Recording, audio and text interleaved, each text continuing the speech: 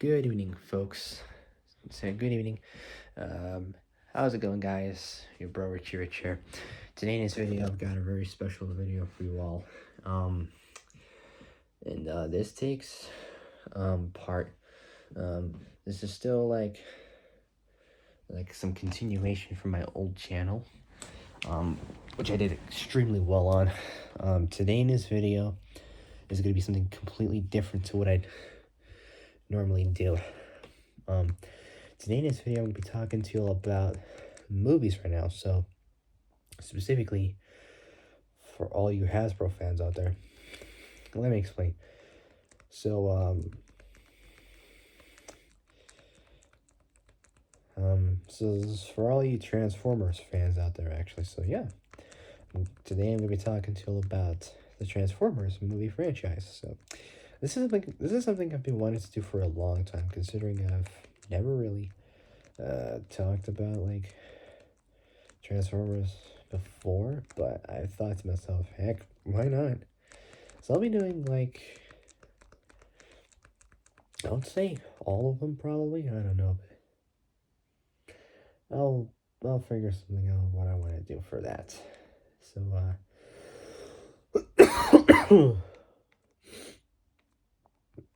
sorry, just tired right now. But yeah, today in this video, I'm going to be talking to you all about the very first Transformers movie, so that's going to be pretty cool. So yeah, before I get started, make sure you all like the video, subscribe, comment down below what you guys think, hit the notification bell, and hit all so you're alerted of when I make brand new uploads.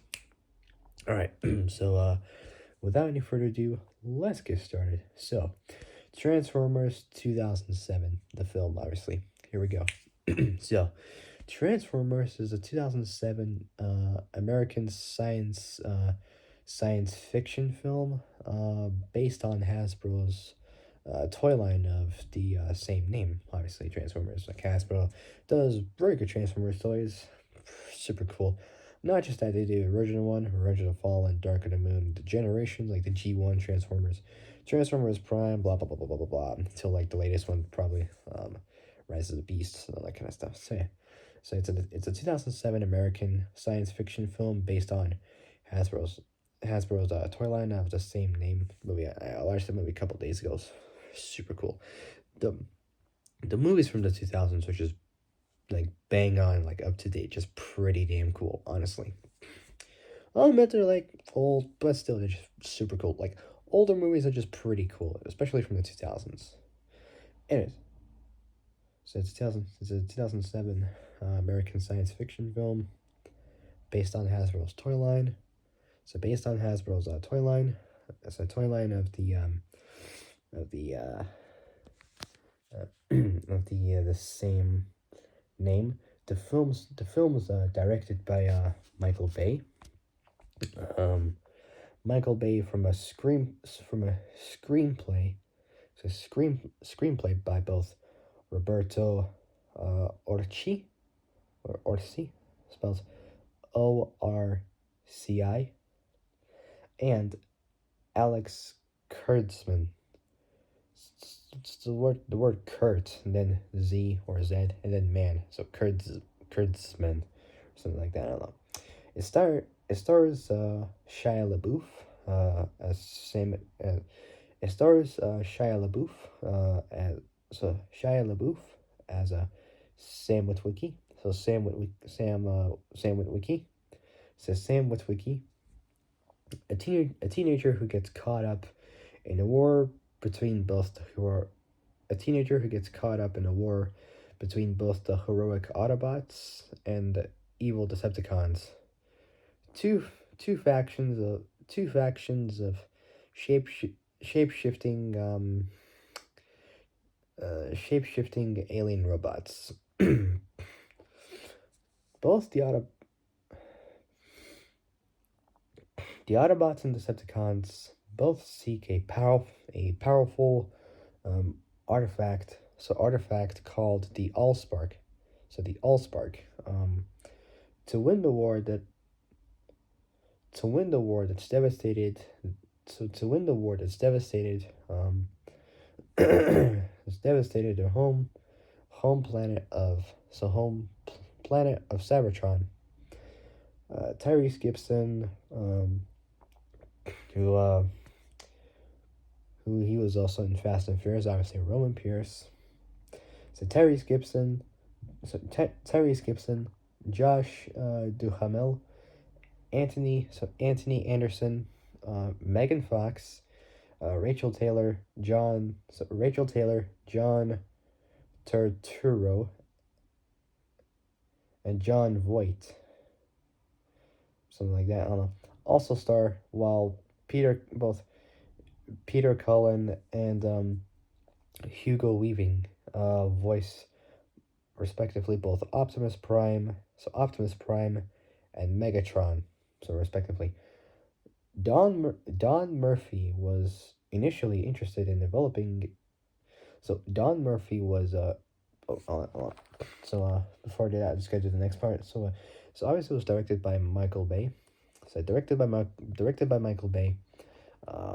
Screenplay was by both Roberto Orci, spelled ORCI, and Alex Kurtzman.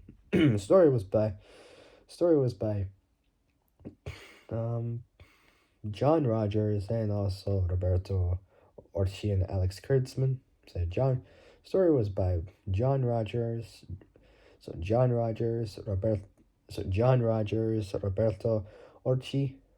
John Rogers, Roberto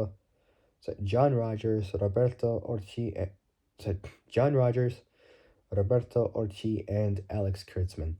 It was based on Hasbro's Transformers action figures. Everybody used to play with those. I used to transform. I mostly had Bumblebee. The most difficult one I once tried to transform was definitely the Dark of the Moon version of the Mech Tech. The leader class Bumblebee. That was just the most difficult the Autobots even transform. The thing I solved was the how I solved it at the end was just pretty dang easy. It was kind of stupid. I unscrewed his arms. I just took off the screws from his arms, so it saves up a bunch of space, and that just made it a lot easier. They broke the wheel and I lost the mech tech weapon, but oh well. It was easy to transform. Well, kind of. Yeah, easy. But the small figures like the Cyberverse and all that kind of stuff, they're just a lot easier to transform. Super, super, super easy. Honestly, just literally the easiest thing ever to do.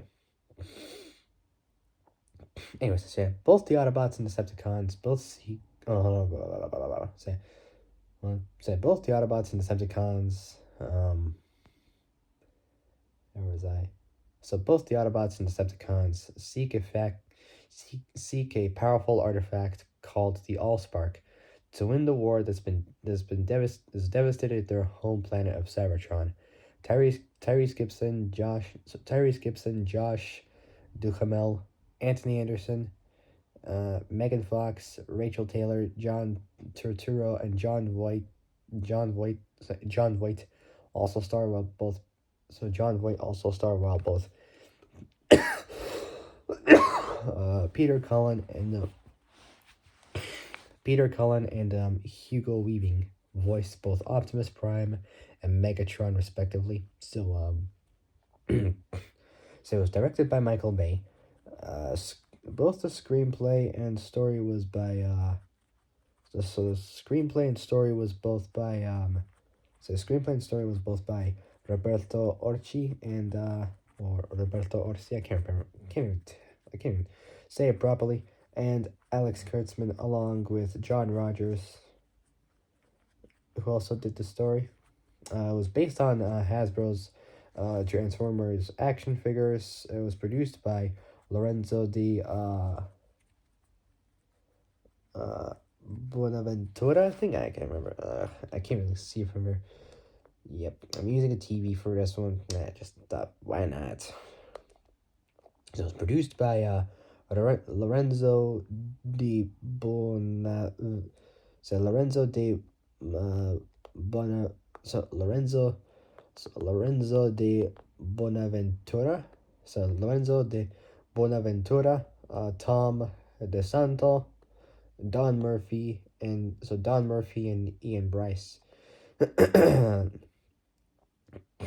And is starring obviously Shia LaBeouf, Tyrese Gibson, uh, Josh Duhamel, Anthony Anderson, Megan Fox, Rachel Taylor, John Turturro, and John Voight. Cinematography was by Mitchell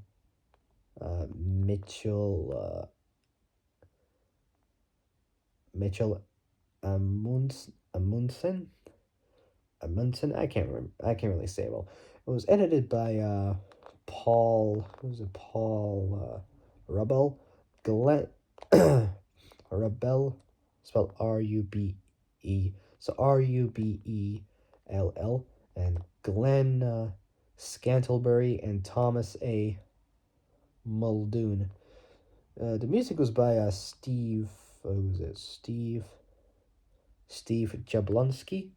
It was production companies are both. So production companies were uh so production companies were both Paramount Pictures and so it was Paramount Pictures, DreamWorks Pictures, and Hasbro, and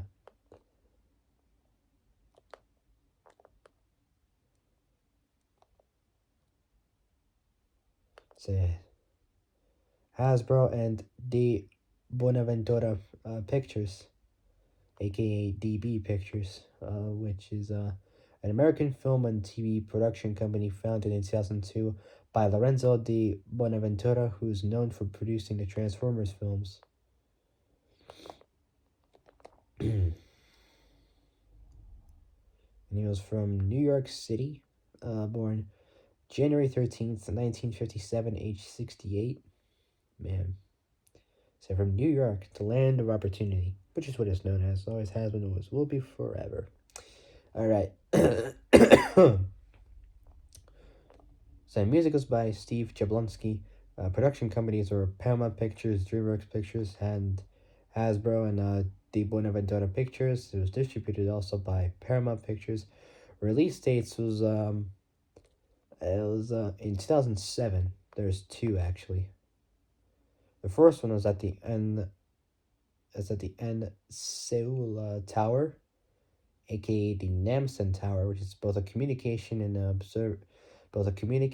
and observation tower, located on the summit of Namsan in central Seoul in South Korea. The tower is known as YTN Seoul Tower. Yeah. So it was at the N Seoul, which is like now known as the the YTN Seoul Tower. It was June 10th, and in the U.S. was July 3rd, both from 2007. Running time was 143 minutes, which is basically, if I did the math on that. Sorry, I'm just around 2 hours and 23 minutes, so less than 2.5 hours. Country was the U.S. Obviously, language was English. Budget was between 145 to $200 million. So it's a difference in those $55 million. It was.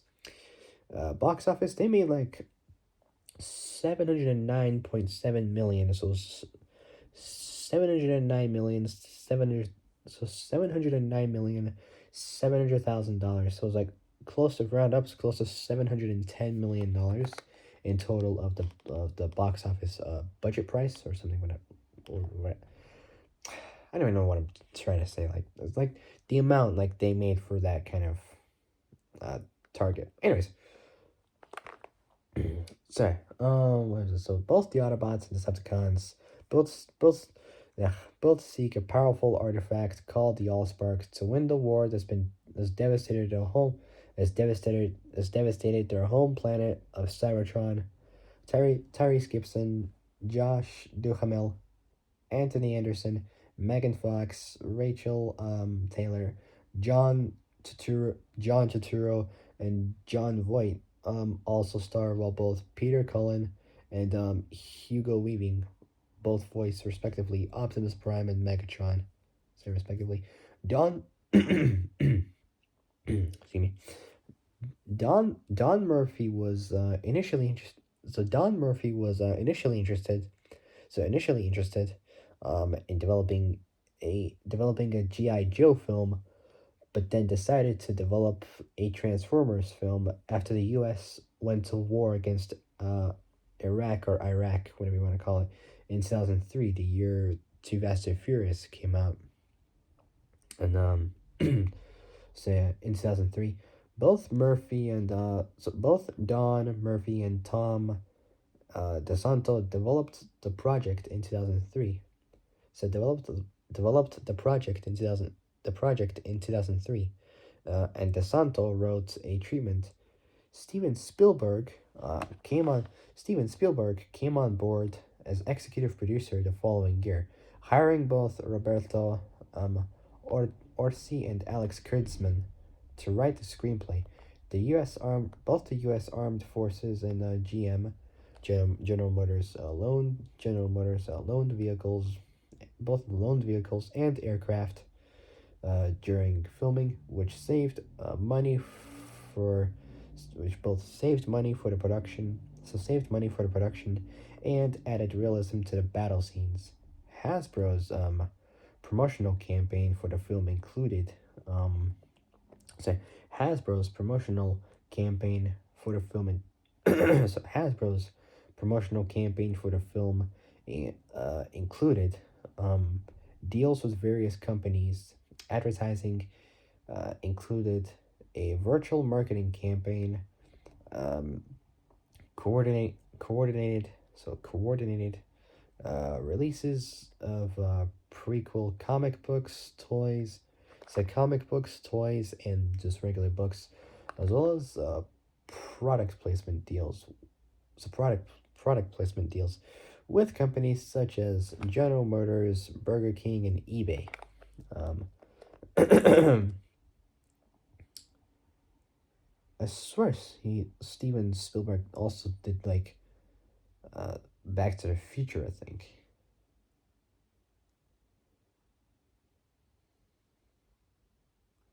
I know he did E.T. I know that for sure. Can't tell if he did Back to the Future. I think he did. I'm not too sure. Did he do Back to the Future? I think. I don't know. Oh, yeah, he did. He did. He did Back to the Future. He did the first one. I think he did the other two. Yeah, the second one, third one. I quite like Back to the Future. Super dang cool movie. Science fiction, top notch, perfect. If you guys want me to do some science fiction films, let me know in the comments of what science fiction film you have. Let me know in the comments of what science fiction film you guys want me to do. Doesn't matter what it can be.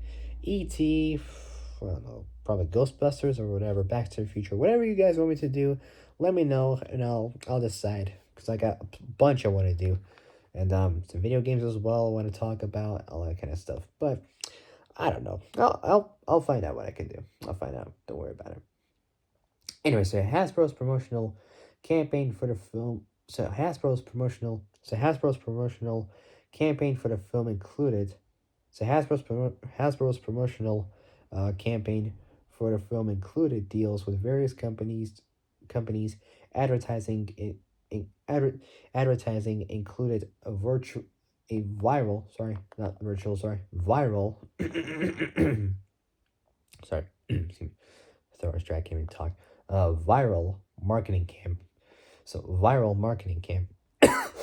Excuse me. Viral marketing campaign. So viral marketing campaign. Sorry, I just have to repeat it sometimes because I'm just like kind of losing my voice almost.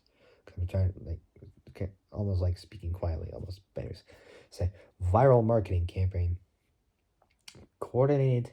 So viral marketing campaign coordinated releases of uh, prequel comic books, toys. So prequel comic books, toys, and other books as well as product placement deals with companies such as GM, so General Motors, Burger King, and eBay. So General Motors, Burger King, and eBay. Transformers premiered on June 10th, so like somewhere like early June, I believe. So June 10th, 2007, the very first movie, at the Seoul Tower in Seoul. So at the Seoul Tower in Seoul, so Seoul, which in which is the capital of and the largest city, also in South Korea. So in the capital city of Seoul, South Korea, and was released on officially known as the Seoul Special Metropolitan City. So at the end, so Transformers premiered on June 10th, 2007, at the Seoul Tower in the capital of Seoul, South Korea. And was released on July 3rd, in the U.S. by so released on July 3rd, a day before the fireworks season, in the U.S. by Paramount Pictures. The film, the film, be- the film became the fifth highest grossing, film of 2000. So the fifth highest grossing, the fifth highest grossing film of fifth highest gross fifth highest grossing film of 2000. So fifth highest grossing film of 2007, grossing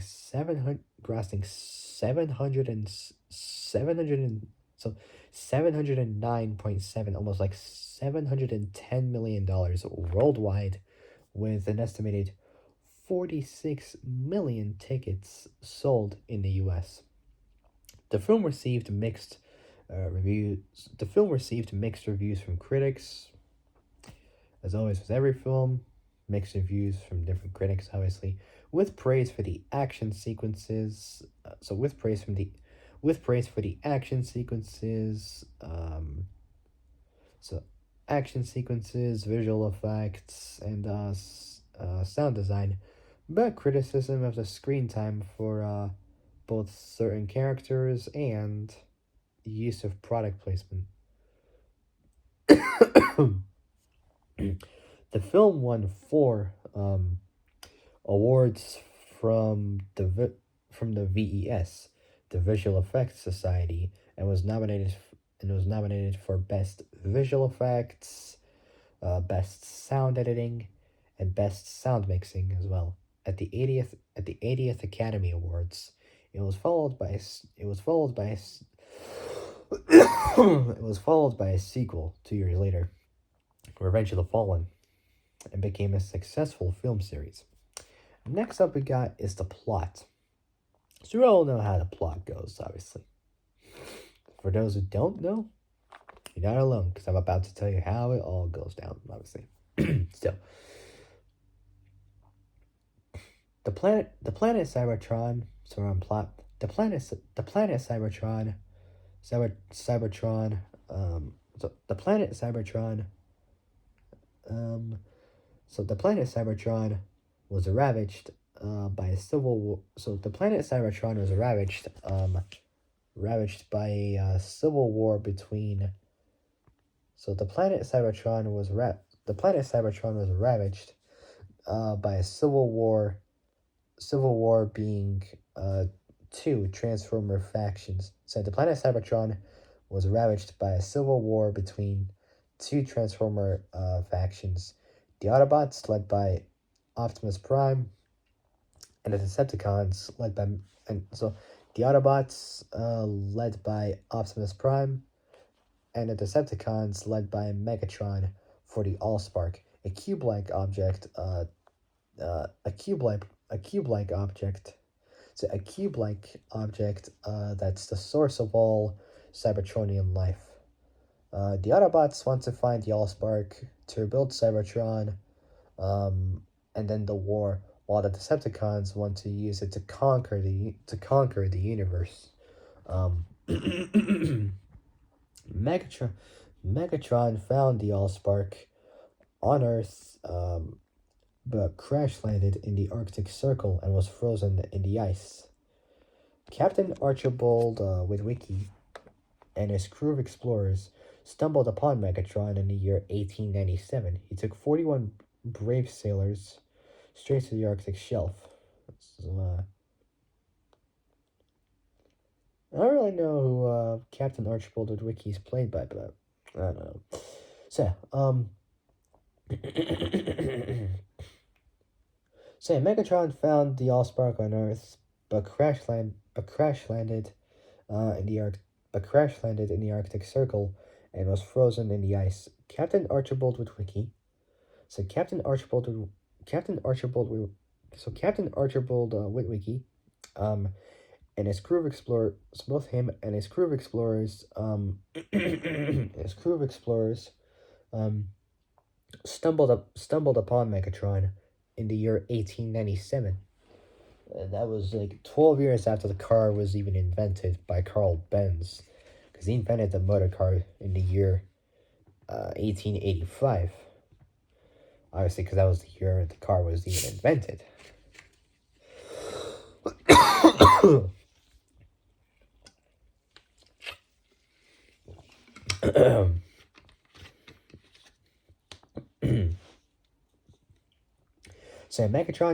Megatron, Megatron, excuse me, Megatron found the Allspark on Earth, but one. So Megatron found the Allspark on Earth, but crash landed in the Arctic Circle and was frozen in the ice. Not sure what's much colder, Antarctica or the Arctic. Let me know in the comments what you think is much colder. I think the Arctic is much more colder than Antarctica. I'm not too sure, but I think the Arctic is much more freezing. Megatron found the Allspark on Earth, but was so. Megatron found the Allspark on Earth, but crash landed in the Arctic Circle and was frozen in the ice. Captain Archibald Witwicky and his crew of explorers stumbled upon Megatron in 1897. Captain Witwicky accidentally accidentally um, accidentally activates Megatron's navigational system, causing his glasses or eyeglasses, whatever you want to call it. So Captain Witwicky accidentally activates Megatron's navigational system.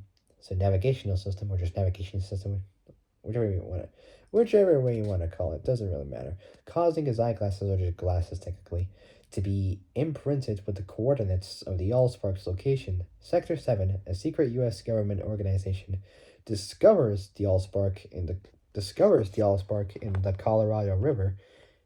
It's the Colorado River, which is one of the principal rivers in the southwestern U.S. and in northern Mexico.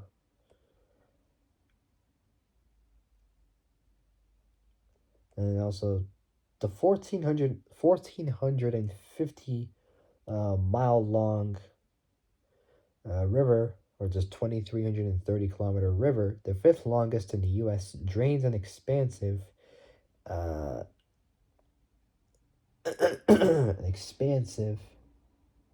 arid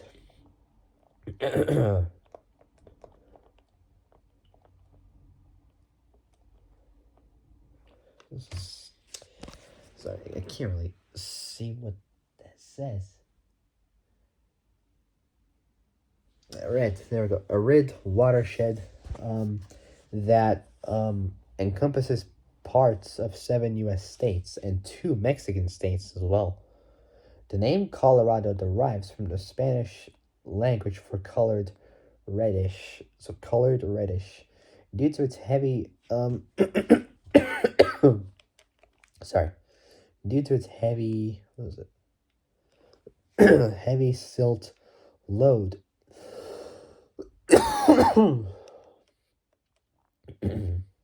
So heavy silt load, starting in the central Rocky Mountains of Colorado So Rocky Mountains of Colorado. Um, it flows generally southwest across the Colorado Plateau and through the Grand Canyon before reaching Lake Mead.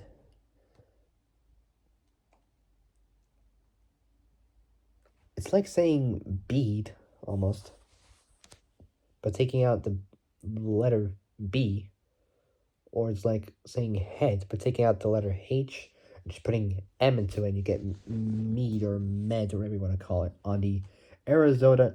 Ugh, can't even talk. Arizona Nevada border, where it turns south towards the international border after exiting, not exiting, sorry, after entering Mexico. Um, sorry, I just gotta clean my glasses. Can't really do it with two hands because I'm holding my phone. Can't multitask that well. Anyways, after entering Mexico, the Colorado approaches the mostly dry Colorado River Delta at the tip of the Gulf of California between both Baja California, which is in Mexico. I think it's in Mexico. Uh, yeah, in Mexico, known as free and sovereign. So known as officially the free and sovereign state of Baja California, which is a state in Mexico. Both that and Sonora, which is in, where's Sonora located?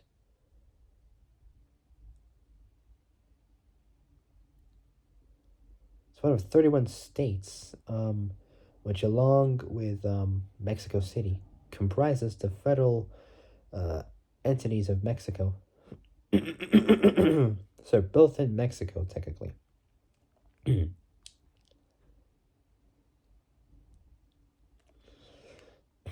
So, yeah, Captain Witwicky accidentally activates Megatron's, or Mega Transformers. So, Captain Witwicky accidentally activates Megatron's navigational system, causing his glasses to be imprinted with the coordinates of the Allspark's location, Sector 7. So Sector 7, a secret U.S. government organization, discovers the Allspark in the Colorado River and builds the Hoover Dam, or Hoover Dam, whatever you call it. Say Hoover Dam, concrete arch gravity dam in the in the Black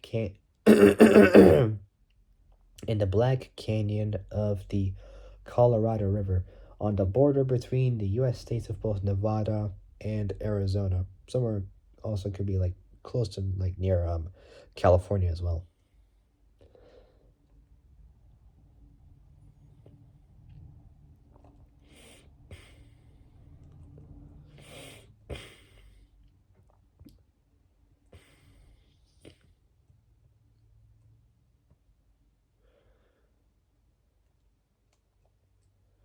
So the Hoover Dam. So constructed between 1931 and 1936 during the Great Depression, it was dedicated on September 30th, 1935, by President Franklin D. Roosevelt. Born January 30th, 1882. Um, so 1882, passed away April 12th, 1945, close like to the end of like the Second World War. May rest in peace.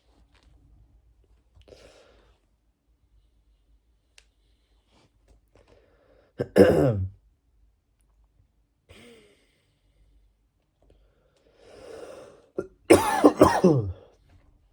me. All right, we're back to the Transformers. Sorry. Anyway, so where was I?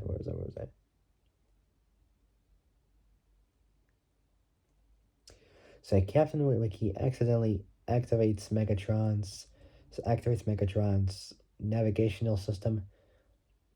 So navigational system, causing his glasses to be imprinted with the coordinates of the Allspark's location, Sector 7, a secret U.S. government organization, discovers the Allspark in the Colorado River, and builds the Hoover Dam around it to mask its energy emissions. The still frozen Megatron is transported into the facility and is reverse engineered to advance human tech. So short for human technology.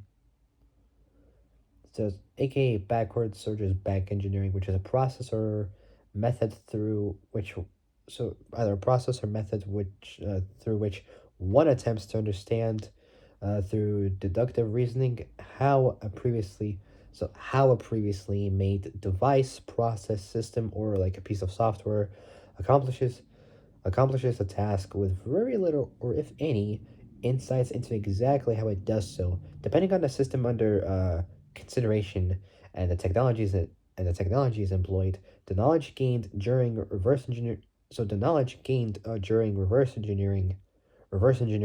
can help with repurposing obsolete objects during like security analysis or learning how like something works technically. So I'll tell a little bit about this actually as well, 'cause it's kind of interesting. Although the process is specific to the object on which it's being performed, although the process is specific to the object on which it's being performed, all reverse engineering processes consist of three basic steps: info extraction, modeling, and review.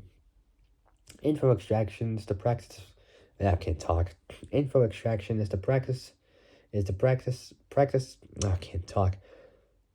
Sorry, just practice of gathering all relevant info for performing the operation. Modeling is the practice of combining the gathered info into an abstract model, which can be used as a guide for designing either a new object or system. Reviews the testing of the model to ensure the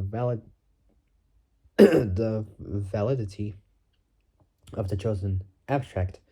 Reverse engineering's applicable in the fields of computer engineering, mechanical engineering. There's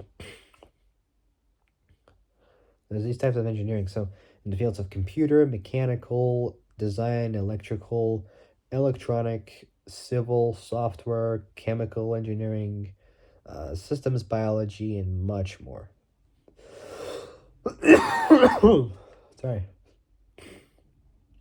So the still frozen. So back to Transformers again. The still frozen Megatrons transported into the facility and is reversed. So the still frozen Megatrons transported into the facility and is reverse engineered to advance human tech. In the present day, the Decepticons blackout. Uh, so blackouts. So in the present day, or like say in the present day, I still think it was the future. I don't know why. Does the Decepticons blackout, Scorponok, Frenzy, Barricade, Starscream, Bone Crusher, and Brawl have landed on Earth and assumed the disguise of Earth vehicles. Like Blackout is like a helicopter. I don't know what transformation Scorponic is. Frenzy is like this kind of weird speaker robot looking thing. Barricade is pretty easy. He's a Celine Mustang, which I love. I always love Mustangs. Celine's are just pretty dang cool. Starscream is just basically fighter jet. Bone Crusher is like this kind of weird, armored, like army, like claw-looking vehicle. I don't know what it is, but it's like this kind of armored boxy-ish vehicle. I don't know. It's like some spare wheel and a claw in the front. And Brawl's like this huge, like this U.S. military army tank thing, whatever it was.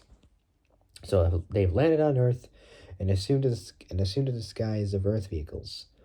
Both Blackout and Scorponic attack the U.S. the U.S. SOCCENT or SOCC ENT, which is also known as Special Operations Command Central, which is a subunified command of the uh, U.S. Central Command.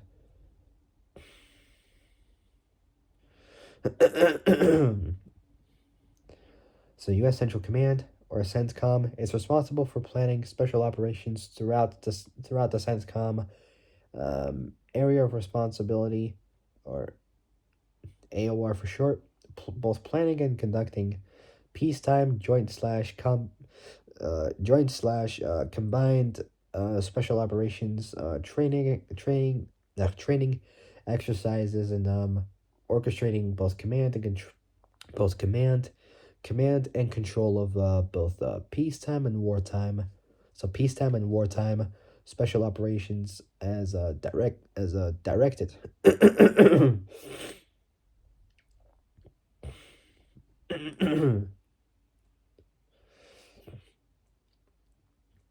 So yeah, in the present day, the Decepticons, Blackout, Scorponic, Frenzy, Barricade, Starscream, Bone Crusher, and Brawl have landed on Earth and assumed the disguise of Earth vehicles. Both Blackout and Scorponic attacked the U.S. Soxent military base in Qatar. So in Qatar, which is officially known as the State of Qatar, which is a country in West Asia. So it occupies the Qatar Peninsula of the northeastern coast of the Arabian Peninsula in the Middle East. It shares its sole land border with Saudi Arabia to the south, with the rest of its territory surrounded by the Persian Gulf.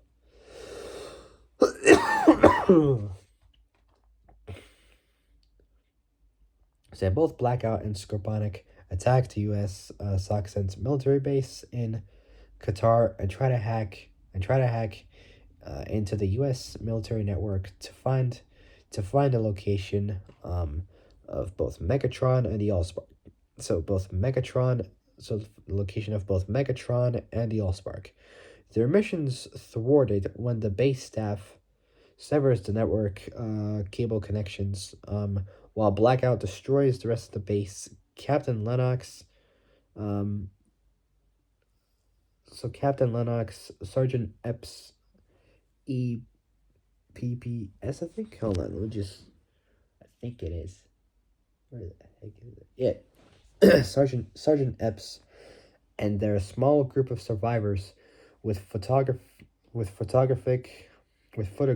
evidence of the robots escape the destruction, only to be pursued only to be pursued by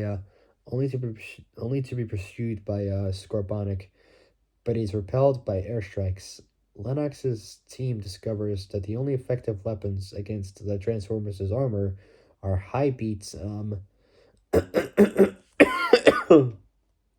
excuse me are high beats not beats, sorry, high heat, sorry. High heat Sabat rounds, which are firearms, which is a supportive device used in firearms slash artillery artillery ammunitions to fit slash patch around a projectile. So this either like fits or just patch around a projectile, such as a bullet or sorry, keep talking well. So bullet slash shotgun, so shotgun slug, which is what it's called, or a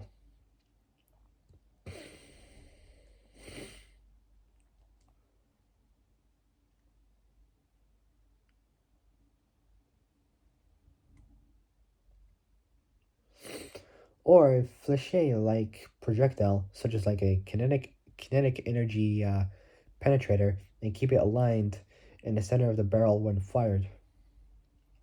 It also allows a narrower projectile with higher sectional density to be fired through a barrel of much larger bore diameter with maximal accelerative transfer of kinetic energy. After leaving the muzzle, the sabot typically separates from the projectile in flight, diverting only a very small portion of the overall kinetic energy.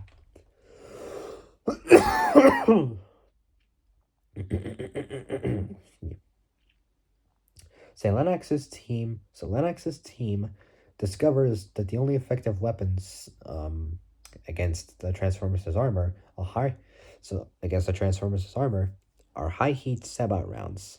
After Blackout's failure, Frenzy infiltrates Air Force One to hack into the military network, and in doing so, plants a virus. He finds the map imprinted on Captain Witwicky's glasses, which is owned by his descendant Sam Witwicky, played by Shia LaBeouf.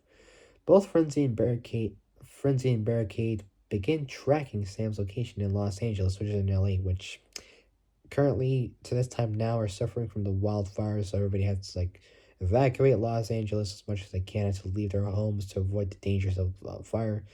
So I've always said I've wanted to go to Los Angeles to move there, but I figured I'd just change my mind. So I got two choices, either Miami or possibly somewhere else in California. Probably Monterey, I don't know, or San Fernando Valley or San Bernardino or something. I got no clue at all where I want to go. Maybe Tulare, Victorville, Bradford, probably. I got no clue at all. Or Santa Rancho Margarita, which is the safest place in California. Maybe that I'll try that. Either Santa Rancho Margarita or Monterey. I got no clue. I don't know at all what I want to do. Anyways, so he finds the map imprinted on Captain Witwicky's glasses. So his glasses, which is owned by his descendants. So descendants.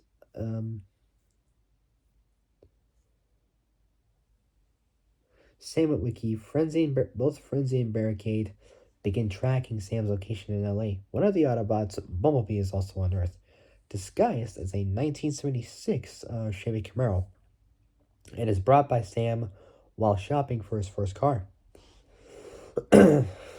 First car. Yeah. Bumblebee helps him woo his crush, Michaela Baines, played by Megan Fox. Bumblebee leaves at night to transmit a homecoming beacon to the Autobots, and Sam sees him in robot mode. Barricade confronts Sam and demands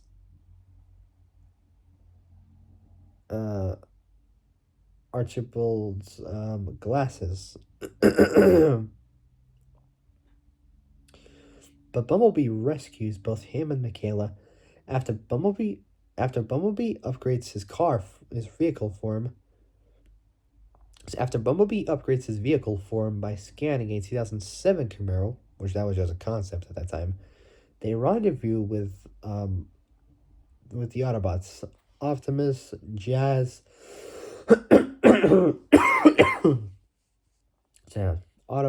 Optimus, Jazz, Ironhide, and Ratchet, who've landed on Earth, and taken on forms of Earth vehicles as well. Sam, Michaela, and the Autobots return to Sam's house and obtain the glasses. Soon, agents from Sector 7 to Sector 7, led by Seymour Simmons, arrive to capture Sam and Michaela, as they capture also Bumblebee after the Autobots try to rescue them.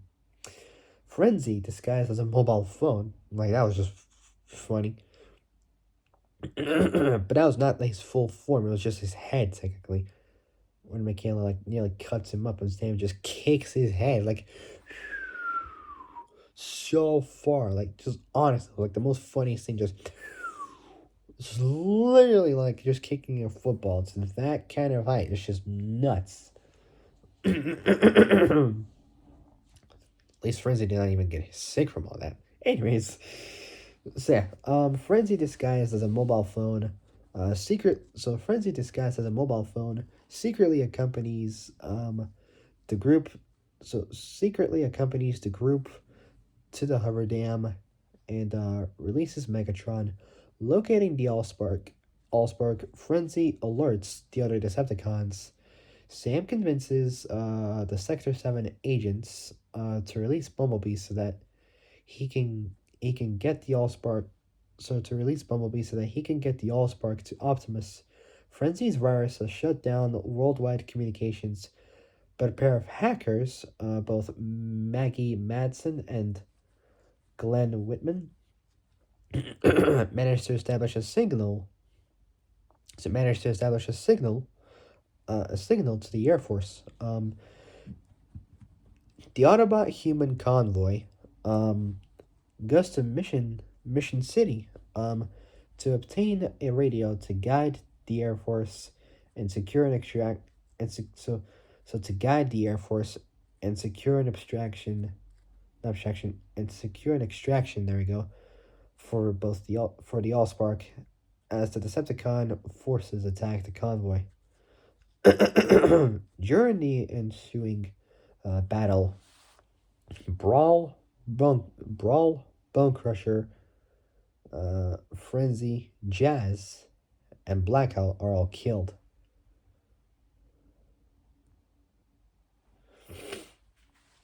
Like the worst one was like when Jazz got killed. He got like ripped in half by Megatron. God, that's just sad. I wish they would just if like Hasbro planned to like make if they're like gonna make a new Transformers movie, they should bring back the past Autobots from the like even though they're from the first movie. They should bring back Jazz. We haven't seen him from since the first movie. I mean, come on.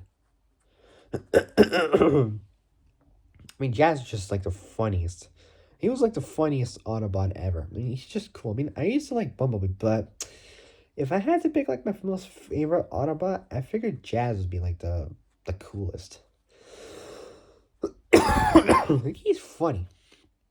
I ain't gonna lie, he's just funny. So, anyways, during the ensuing battle, Bone Crusher, Frenzy, Jazz, and Blackout are all killed.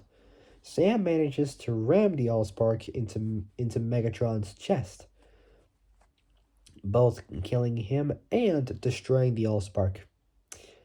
Optimus takes a fragment, so like what's left of the Allspark, from Megatron's corpses, but realizes that with its destruction, their homeworld Cybertron cannot be unfortunately restored. The U.S. government decommissions Sector 7 and dumps the deceased Decepticons, even including Megatron, into the Laurentian abyss. Which is, where is that? No, and also there's the Laurentian fan, which is an underwater depression of the eastern coast of Canada in the Atlantic Ocean. It's not really a trench, but it's more of like an underwater valley. At least like estimated to be at least 19,685 feet, so 3.7 miles or 6 kilometers in depth.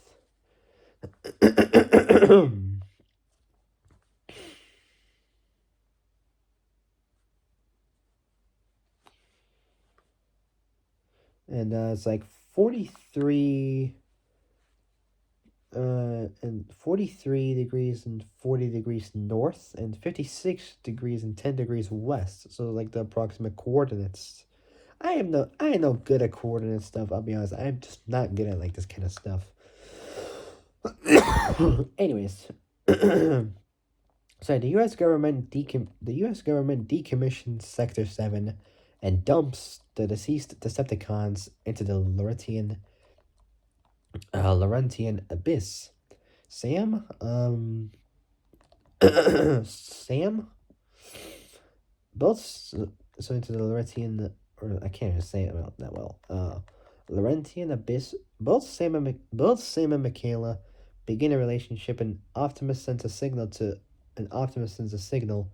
to other surviving Autobots, directing them to Earth.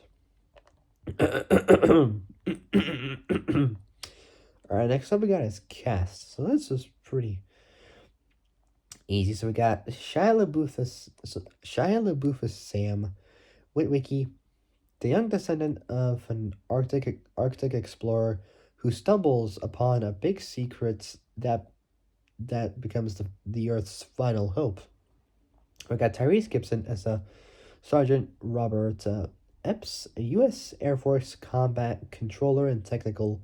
So, a U.S. Air Force combat controller and technical sergeant of a special operations team based at the U.S.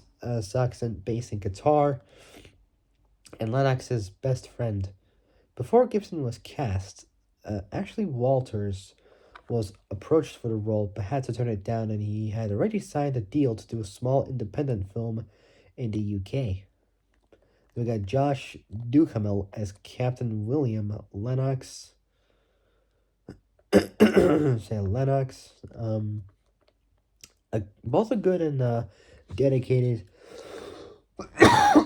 good and dedicated, hardworking leader of the Army Rangers team in Qatar, and alliances himself with both Sam and the others. Then we got Anthony Anderson as Glenn Whitman, Maggie's hacker friend. Then we got Megan Fox as Michaela Baines, a classmate of Sam, who assists him in his mission by using skills she learned as a juvenile car thief, so a juvie car thief, from her convicted father. Convicted father. Then we got Rachel Taylor as Maggie Madsen herself, a former NSA data analyst recruited by the U.S. Defensive Department. I don't know what NSA stands for. I kind of forgot. What does it stand for? National Security Agency.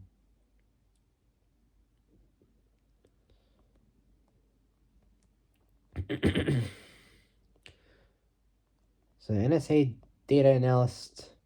So analyst recruited by the U.S. Defensive Department. Then we got John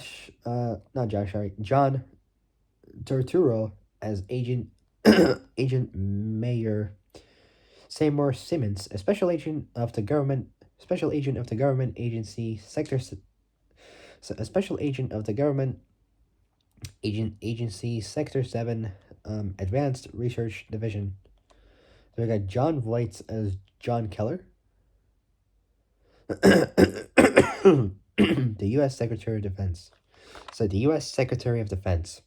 Then we got Michael O'Neill as Tom Banachek, head of Sector 7. Then we got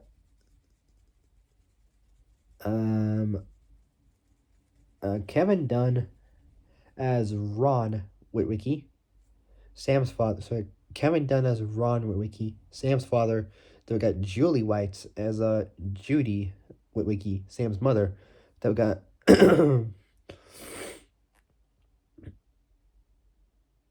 got Amaury Nolasco as George, like J. It's not as in GEORGE, but as in JORGE. It's like saying George, but taking out the G and the E and replacing them two with just the letter J. As George Figueroa, a special operations soldier who survives the destruction of the Saxon base in Qatar and was also a member of Captain Lennox's team. And then we also got Zach Ward. Zach Ward as First Sergeant Donnelly. So First Sergeant Donnelly, a member of Captain Lennox's team. Then we got W. Morgan Shepard. don't know what the W stands for, but I'll take a look. William, there we go. We got William Morgan Shepherd. Born August 24th, 1932, in the capital of London in the UK. Passed away at age 86. 86 so passed away at age 86 on January 6th. So very early. So start like early January 2019. Age 86 in Los Angeles, California.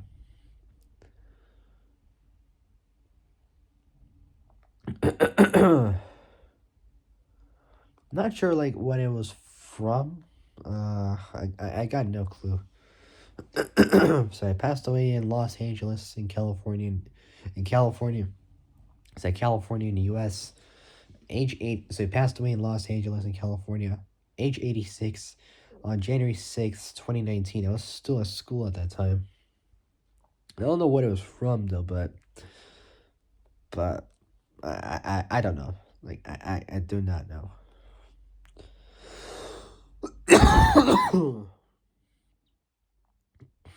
So where was I?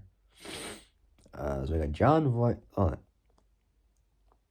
so we got Rachel. Oh, so we got Shia LaBeouf as Sam Witwicky. So Sam Witwicky. The young descendants of. So Shia LaBeouf as Sam Witwicky. Um, the young descendants of an Arctic explorer who stumbles upon a big secret that becomes the Earth's final hope. Then we got Tyrese Gibson as Sergeant Robert Epps, a U.S. Air Force combat controller and a technical sergeant of a special operations team based at the U.S. Soxton base in Qatar, and Lennox's best friend. Before Gibson was cast, Ashley Walters was approached for the role, but had to turn it down as he had already signed a deal to do a small independent film in the UK. Then we got Josh Duhamel as Captain William Lennox, both a good and dedicated, hardworking leader of the Army Rangers team in Qatar, and allies himself with both Sam and the others. We got Anthony Anderson as Glenn Whitman, Maggie's hacker friend. We got Megan Fox, obviously, as Michaela Baines, a classmate of Sam who assists him in his mission by using skills she learned as a juvenile car thief from her convicted father.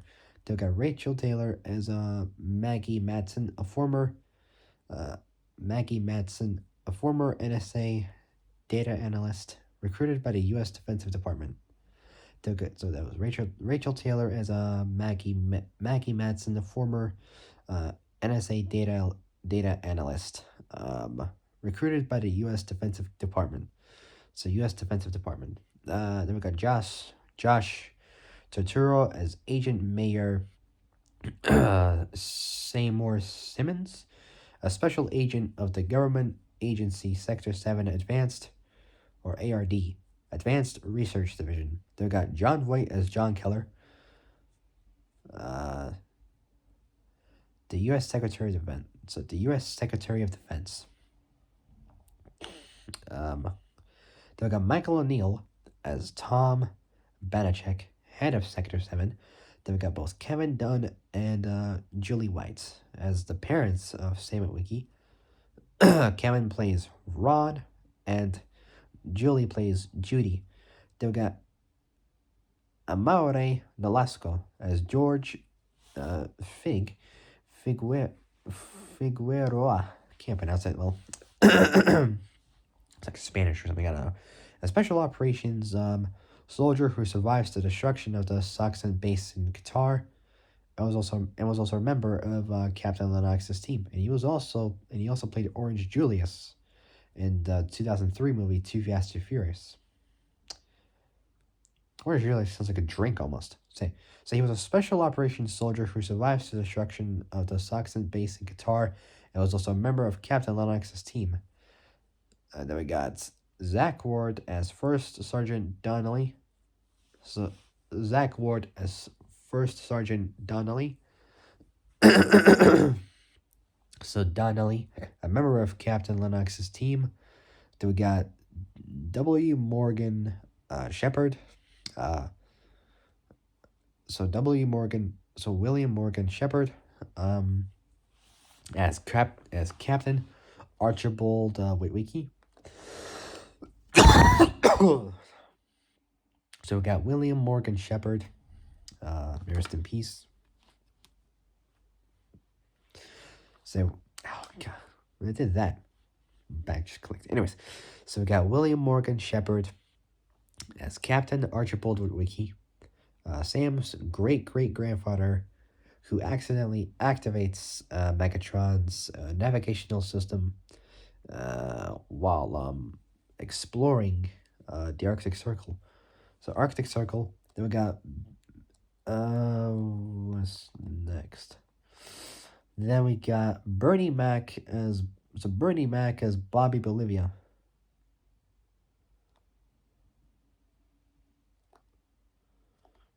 And he's gone as well.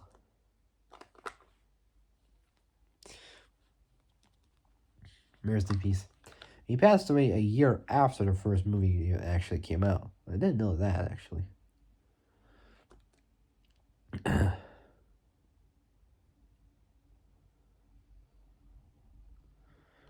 And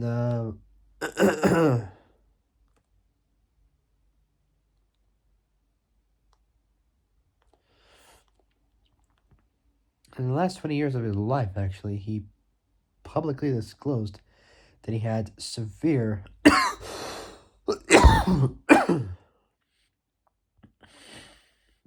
severe sarcoidosis, sarcoidosis, a disease of unknown origin that causes inflammation in tissue. On July 19th, 2008, he was admitted to the Northwestern Memorial Hospital in his hometown of Chicago, Illinois. After being treated in the ICU for 3 weeks, he went into cardiac arrest and subsequently passed away. So he died during the early morning hours of August 9th at the age of 50. However, the complications were not attributed to his sarcoidosis. Sarcoidosis. I can't pronounce the name correctly. According to his publicist, and both Madagascar escape to Africa and Seoul men were released released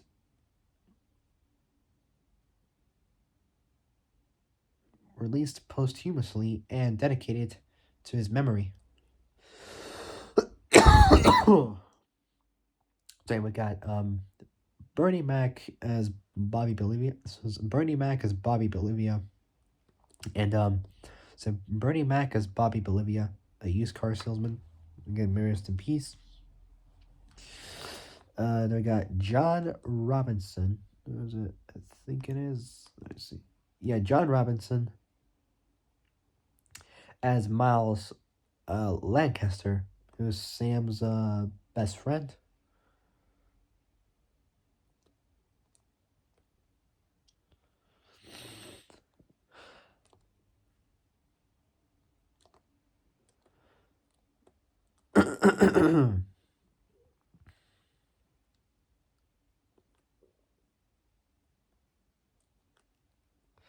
So we got John Robinson as sorry.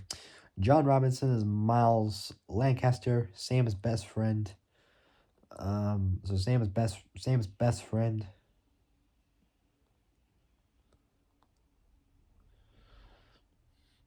So John Robinson is not Michael, sorry. Is Miles Lancaster, sorry. Sam's best friend. Then we got Travis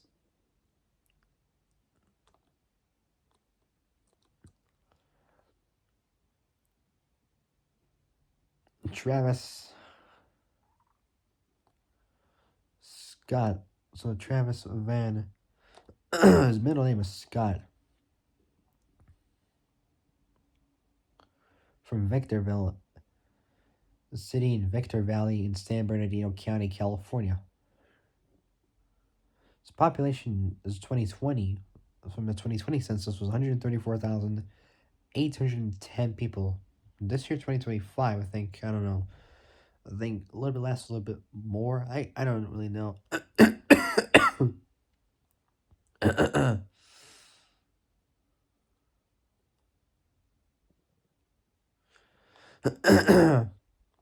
So we got Travis Scott Van Winkle as Trent DeMarco, Michaela's ex-boyfriend, so her ex.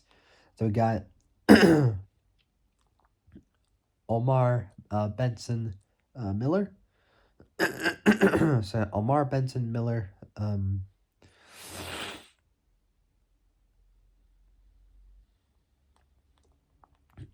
So Omar Benson Miller as Glenn's cousin.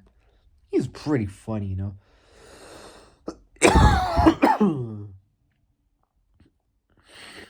Then we got Glenn Morshower as Colonel Sharp, credited as a Saxon sergeant. Says Saxon sergeant. Then we got last one we got is Sherry Shepard as Rhonda. There's a H between the the R and the O. So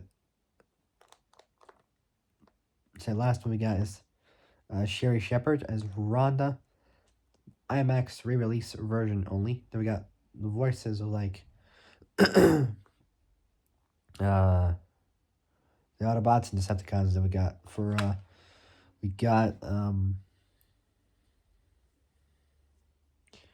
for the Autobots we got Peter Cullen as Optimus Prime, the leader of the Autobots, who transforms into a blue and red 1994 Peterbilt 379 semi trailer truck. He previously voiced Optimus Prime in the original 80s cartoon and was chosen to reprise his role. Then we got Mark Ryan as Bumblebee. Both the Autobot Scouts and Sam's new Guardian, who transforms into a black and yellow Camaro. First a 1976 model, and later in the movie a 2007 model, but that was a concept. Then we got Darius. No, Darius. I can't really see it that well from this distance. Darius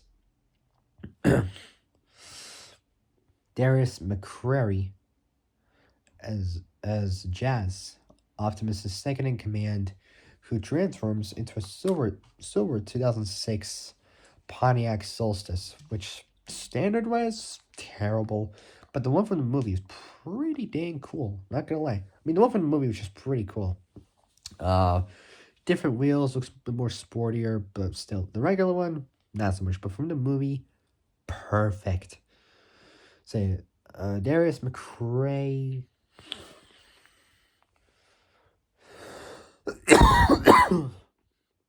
So Darius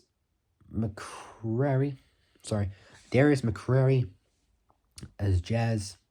So as Jazz, Optimus is second in command, who transforms into a silver 2006 Pontiac Solstice. Then we got Robert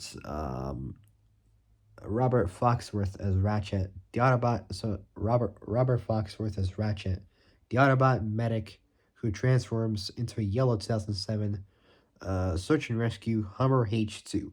So Robert Foxworth as Ratchet, the Autobot medic who transforms into a yellow 2007 search and rescue Hummer H2 ambulance. Then we got Jess Harnell as both the voices of Ironhide and Barricade. So Ironhide was the Autobot weapons expert, who transforms into a black 2006. I like this truck. GMC Topkick C4500.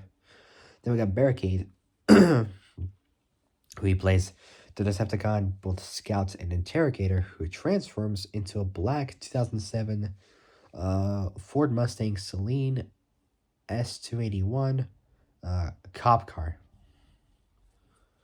Then we got Jim Wood as Bone Crusher, So Jim Wood as Bone Crusher, the Decepticon soldier who transforms into a Buffalo H mine protected into a Buffalo H mine protected vehicle. Then we got Reno Wilson. It's like saying Leno for Jay Leno, but taking out the L and putting R to it. We got Reno Wilson as Frenzy, both the Decepticon hacker and Barricade's minion who transforms into a PGX boombox. That's quite cool. And later a Nokia. What was it? Sorry. Nokia 8800. A 2007 phone. Those are just terrible phones. It's based on the Nokia Series 40 operating system.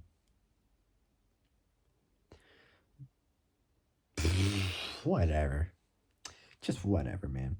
Anyway, so you've got Reno Wilson as Frenzy, the Decepticon hacker, both the Decepticon hacker and Barricade's minion, who transforms into a PGX boombox.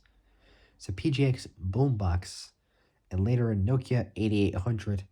Howard Stem was offered the role, but turned it down when his agent talked him out of it.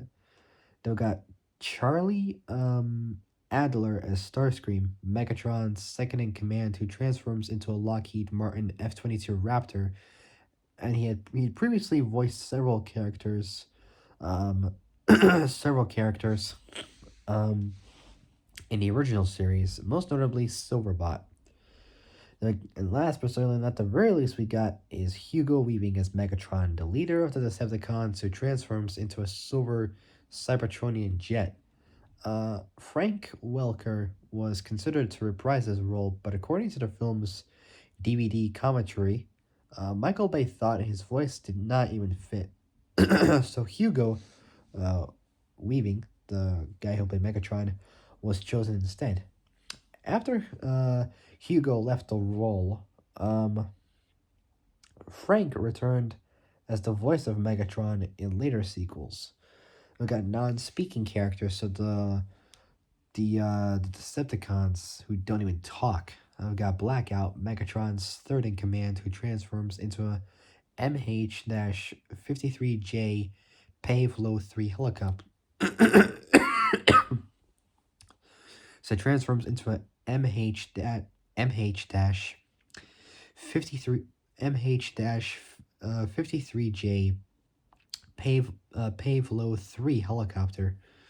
Then we got Devastator / Brawl, the Decepticon demolition specialist. So demolition specialist who transforms into an up-armed M1A1 Abrams tank. And then we got last one, Scorponic, a scorpion-like Decepticon and Blackout's minion. Now we got the production. Starting off with is development. So we got development. So first off, we got is a quote right now. In all the years of movie making, I don't think the image of a truck transforming into a 20-foot tall robot has ever been captured on screen. So, in all the years of movie making, I don't think the image of a truck transforming into a 20-foot tall robot has ever been captured on screen. I also want to make a film that's an homage to the 80s movie and get back to the sense of wonder that Hollywood has lost over the years. It will have those Spielbergian moments where you have to push in on the wider-eyed kid, and you feel like you're 10 years old, even if you're 35. That was what by Tom DeSanto on why he produced the film. Now we got excuse me. First, next up is production. Starting off with its development. So Don Murphy was initially planning a G.I. Joe film adaptation. But when the US launched the invasion of Iraq in March 2003, Hasbro suggested adapting the Transformers franchise instead. Tom DeSanto, like produced the when he produced the film, when I did it, cool. Anyways, so Tom DeSanto joined Murphy because he was a fan of the series. They met with comic book writer Simon what was his name? Simon Furman, and cited the G1, so Generation 1. G1 cartoon and comics. So both the G1 cartoon and comics as their main influence. They made the creation matrix their plot device as their so they made the creation matrix their plot device. Though Murphy had it renamed because of the film series The Matrix, but though Murphy had it renamed because of the film series, so they made the creation matrix their plot device, though Murphy had it renamed because of the film series The Matrix, but was later used again in the sequel. DeSanto chose to write the treatment from a human POV, so point of view, to engage the audience, while Murphy wanted it to have a realistic tone reminiscent of a disaster film. The treatment featured the Autobots Optimus Prime, Ironhide, Ironhide, Jazz, Prowl, RC. Autobots Optimus Prime, Ironhide, Jazz, Prowl, RC, Ratchet, Wheeljack, and Bumblebee. Um, and the Decepticons, Megatron, Starscream, Soundwave, Ravage, Laserbeak, Rumble, Skywarp, and Shockwave. And they also had Sideways, but that was in the original Fall, and he never even talked.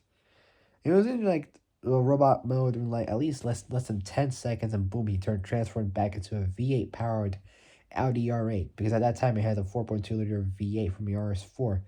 Then a couple of years later, they started to make the same car, but this time with a Lamborghini derived 5 liter or 5.2 liter V10 into it, which is better in every way than the V8. Anyway, so yeah, the treatment featured the Autobots Optimus Prime, Ironhide, Jazz, Prowl, RC, Ratchet, Wheeljack, and Bumblebee, and the Decepticons Megatron, Starscream, Soundwave, Ravage, Laserbeak, Rumble. Kind of, I don't even like. I don't. Even, I kind of forgot who Rumble or like what Rumble even looks like. We got along. Besides that, we also got Skywarp and Shockwave. Steven Spielberg, a fan of both the comics and toys, signed on as executive producer in 2004. John Rogers wrote the first draft, which pitted 4 Autobots against 4 Decepticons, so 4-on-4, and featured the Ark spaceship. Both Roberto Orci and Alex Kurtzman, fans of the cartoon, were hired to rewrite the script in February 2005. 10 months before it was born, anyways. Spielberg suggested that a boy in his car should be the focus. This appealed to both Orci and Kurtzman because it conveyed themes of both adulthood and responsibility. The things that a car represents in the US. The characters of both Sam and Michaela were the sole point of view given in both Orci and Kurtzman's first draft. The Transformers had no dialogue, as the producers feared talking robots would look ridiculous, which kind of did. But at the same time, it was kind of fun. It was interesting. I wouldn't really say entertaining, but like kind of cool, I guess. The writers felt that even if it would look silly, not having the robots speak would betray the fan base. The first draft also had a battle scene in the Grand Canyon. Spielberg read each of both Orci and Kurtzman's drafts and gave notes for improvement. The writers remained involved throughout production, adding additional dialogue for the robots during the sound mixing. Although none of this was kept in the final film, which ran 15 minutes shorter than the initial edit. Furman's The Ultimate Guide, published by published by Dorling. What was that? Dorling Kindersley remained as a resource to the writers throughout production. Prime Directive was used as a fake. Prime Directive was used as a fake working title. This was also the name of DreamWorks Dreamwave Productions' first Transformers comic book. Michael Bay was asked asked to direct a to direct. So Michael Bay was asked to direct by Spielberg on January 30th, 2005, but he dismissed dismissed the film as a stupid toy movie. Michael admitted that he was skeptical when he was offered to direct. Nonetheless, he wanted to work with Spielberg and gained a new respect for the concept upon visiting Hasbro. Michael considered the first draft too kiddie, too much like kids these days. So he increased the military's role in the story. So it's like more like grown up stuff. The writers sought inspiration from G.I. Joe for the soldier characters, being careful not to mix the brands. Both Orchi and excuse me, Orchi and Orsi. Why do I keep saying Orchi? There's no H in it. What am I doing? Orsi and Kurtzman were concerned the film could feel like a military recruitment commercial, so they chose to make the military believe nations like Iran were behind the Decepticon attack, as well as making the Decepticons primarily military vehicles. Mike Michael based Lennox's Michael based Lennox's struggle to get the to get the what was that word? Where am I at? Where am I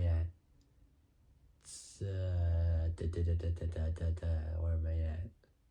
To get to the Pentagon phone line while struggling with an unhelpful operator for a real account he was given by a soldier when working on another film.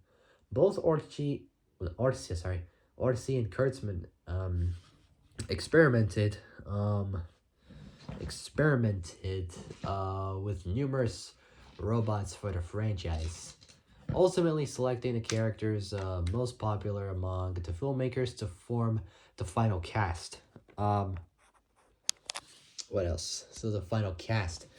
Michael acknowledged that most of the Decepticons were selected before their names or roles were developed, as Hasbro had to start designing the toys. Some of their names were changed because Michael was upset that they had been leaked. Optimus, Megatron, Bumblebee, and Starscream were the only characters present in each version of the script. RC was a female transformer introduced by both Orsi and Kurtzman, but she was cut because they found it difficult to explain robotic gender. Come on, what? No, hold on, what? Why? Now, hold on, why? Hold up. Seriously? Now, hold up. Whoa, what, why? It's not fair, not having RC around. It's just kind of wrong, Absolutely wrong. Unbelievable. Anyway, RC was a female transformer introduced by both Odyssey and Kurtzman, but she was cut because they found it difficult to explain robotic gender. Not cool. Not like absolutely not like not cool at all. Never. So explain robotic gender. Yeah, not cool. Michael also disliked her. What? This is gonna upset most of you. It upsets me, but it's also upset most of you. Michael also disliked, so he didn't like her motorcycle form, which he found too small. What? Oh, come on. What? Nah, nah. Come on. Show respect. She found it too small. What? What? No, no, no, no, no, no, no, no. An early idea to have the Decepticons simultaneously strike multiple places around the world was also dropped.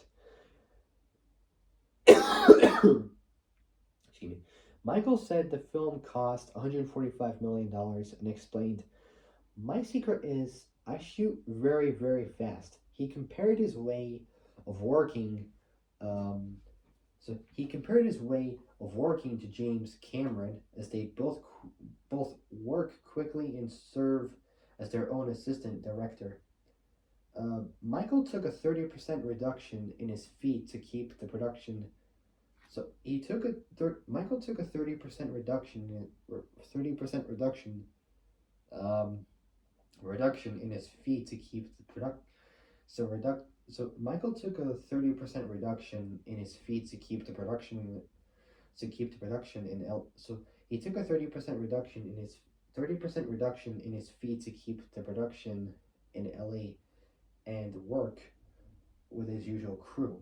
Producers Lorenzo de Bonaventura and Ian Bryce said the film cost only $150 million and called it a bargain compared to the other tentpole films that summer, which cost as much as $300 million. Um, According to Kim Masters of NPR, I don't even know what NPR stands for. What does NPR stand for again? NPR. What does it stand for? National Public Radio, which is an American public broadcasting organization headquartered in Washington, D.C., but its NPR West headquarters in Culver City, Culver City in LA County, California. So, anyways,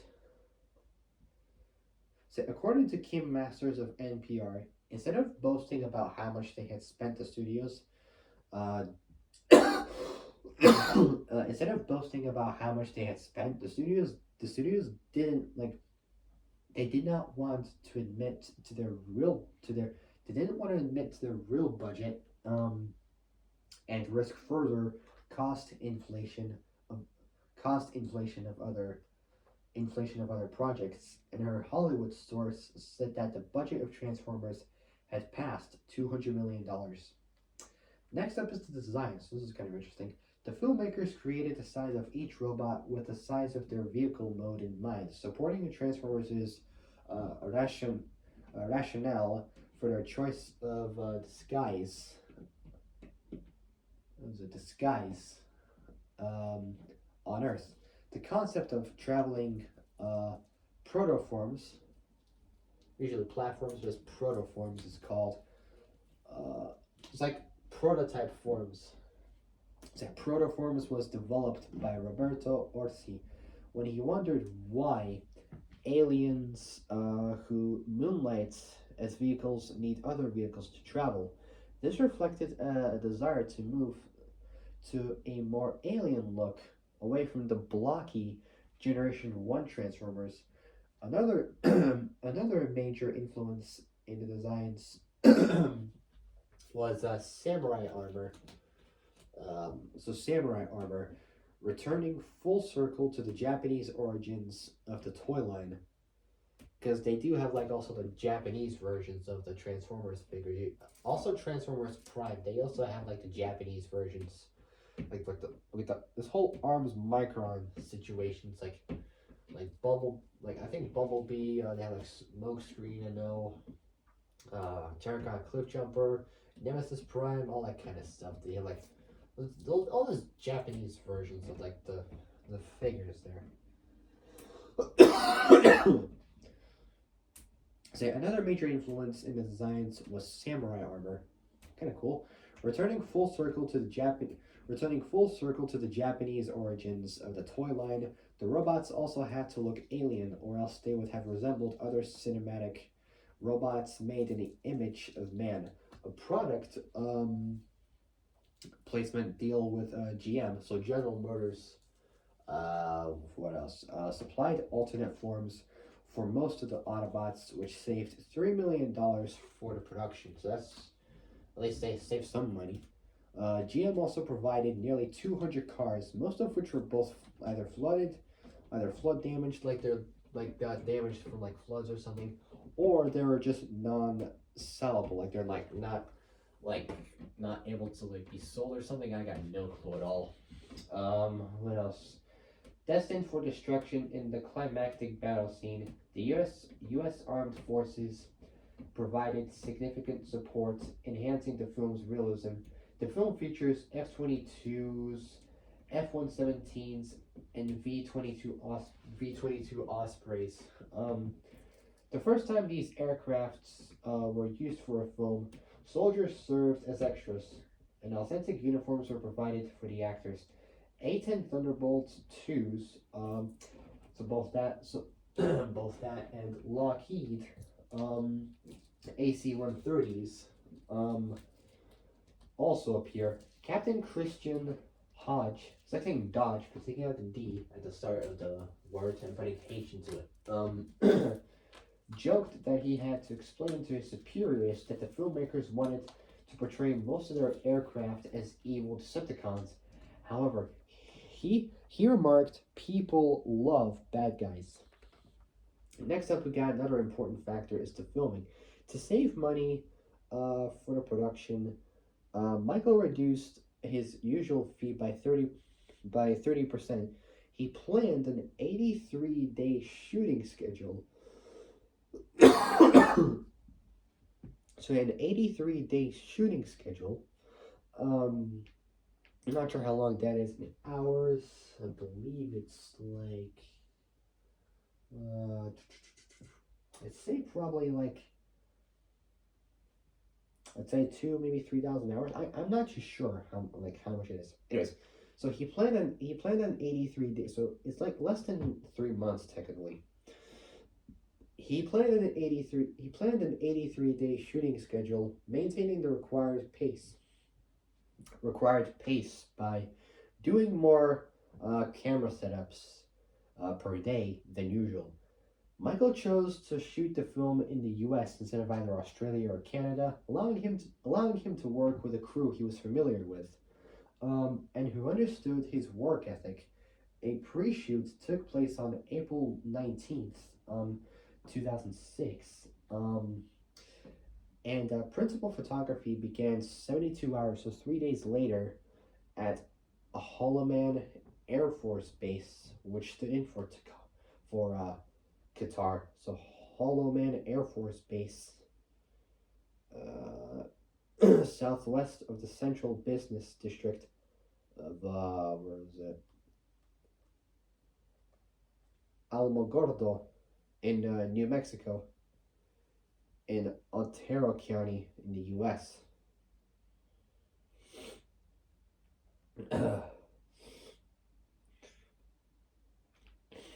So a pre-shoot took place on April 19th, 2006, and principal photography began 72 hours later at Holloman Air Force Base in New Mexico, which stood in for Qatar. Due to their destruction later in the film by the Decepticon blackout, the majority of the military structures shown on screen were not property of Holloman Air Force Base, but were purchased ahead of filming for a private for a private manufacturer of military shelter systems, A.K.A. Military, to film the Scorponok sequence. Scorponok, sorry, to film the Scorponok sequence at White Sands missile range, so White Sands Missile Range, which is a U.S. Army military testing area and firing range located in the U.S. state of New Mexico.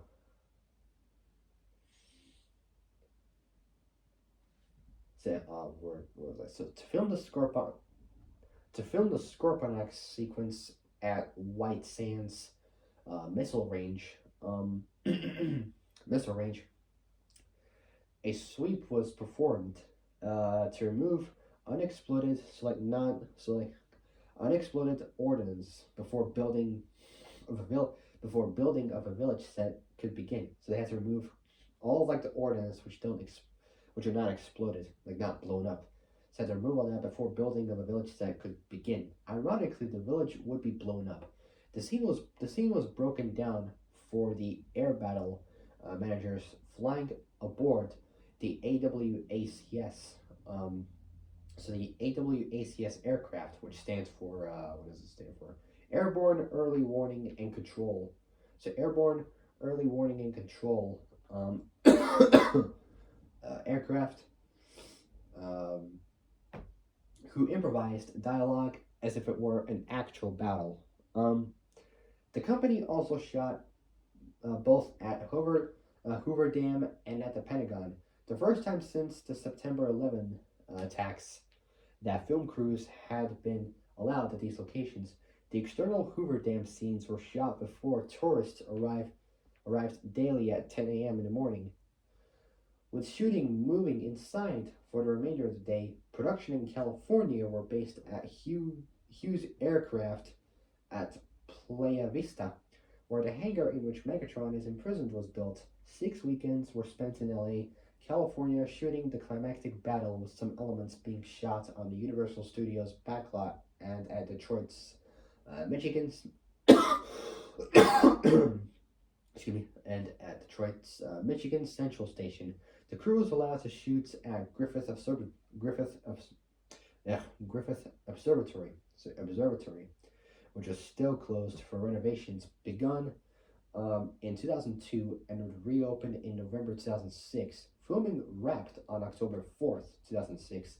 The film had been found to reuse footage from Michael Bay's previous film, 2001's Pearl Harbor, which came out the same year, which came out in 2001, the same year the first Fast and Furious movie came out. Next up, we got is visual effects. So we got another quote. I just didn't want to make the boxy characters. It's boring and it would look fake. By adding more doodads and stuff on robots, more car parts, you could just make it more real. That was by Michael Bay on the level of detail he wanted for the robots. This is visual effects run. So Spielberg encouraged Michael to restrict CGI to both the robots and background elements in the action sequences. Stunts such as Bone Crusher smashing through a bus were done practically, while cameras were placed in the midst of both car crashes and explosions to make it look more exciting. Work on the animatics began in April 2005. That was 8 months before it was born. Michael indicated that 3/4 of 75% of the film's visual effects, so 75% of the film's visual effects were made by ILM, Industrial Light and Magic, while Digital Domain made the rest, including the Arctic discovery of Megatron, Frenzy's severed head, a vending machine mutated by the Allspark, so Mountain Dew, I think, vending machine mutated by the Allspark, and the Autobots' protoforms. Many of the animators were big Transformers fans and were given free rein to experiment. A scene where Jazz attacks Brawl, in a reference to a scene in the Transformers the movie where Sergeant Cup jumps on Blitzwing. ILM created computer-generated, so CG transformations during 6 months, so during mid 2005, so 6 months with it. So 6 months in 2005. Looking at every inch of the car models, initially the transformations were made to follow the laws of physics, but it didn't look exciting enough and was changed to be more fluid. Michael rejected a liquid metal surface for the character's face, instead going for a Rubik's Cube style of modeling. I don't think Rubik's Cubes even existed at that time in 2006, or even 2005, or even 2007. I don't really know. So, Rubik's Cube style of modeling, he wanted numerous mechanical pieces visible so the robots would look. Um, so, he wanted numerous mechanical pieces visible so the robots would look more interesting. So, interesting, realistic, dynamic, and quick, rather than like lumbering beasts. One such decision was to have the wheels stay on the ground for as long as possible, allowing the robots to cruise around as they changed. Michael instructed the animators to observe footage of two martial artists and numerous martial arts films to make the fights look graceful. Due to the intricate designs of the Transformers, is there a remote? No, there is. So, due to the intricate designs of the Transformers, even the simplest motion of turning a wrist needs 17 visible parts. Unbelievable. Each of Ironhide's guns are made of 10,000 parts. Um, Said 10,000 parts. Bumblebee uses a piece below his faceplate as an eyebrow. Pieces in his cheeks swivel to resemble a smile, and all the characters' eyes, so their eyes are designed to both dilate and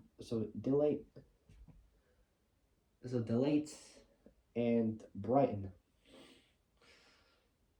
According to Michael, the visual effects were so complex it took a staggering 38 hours for ILM to render just one frame of movement.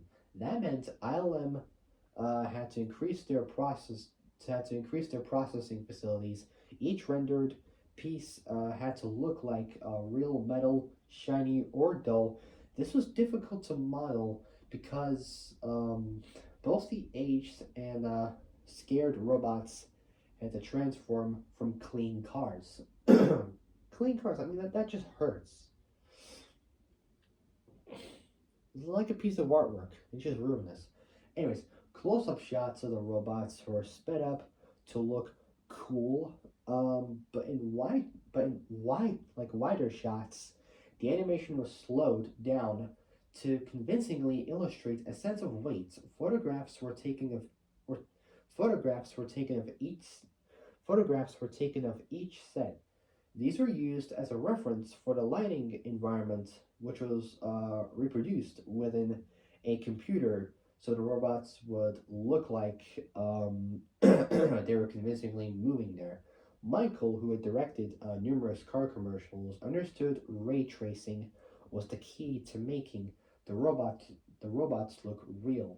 The CGI models would look realistic based on how much of the environment was reflecting on their bodies. Numerous Numerous simulations were programmed into the robots so the animators could focus on animating the particular areas needed for convincing performance. Oh, sorry. Next up, we got is music.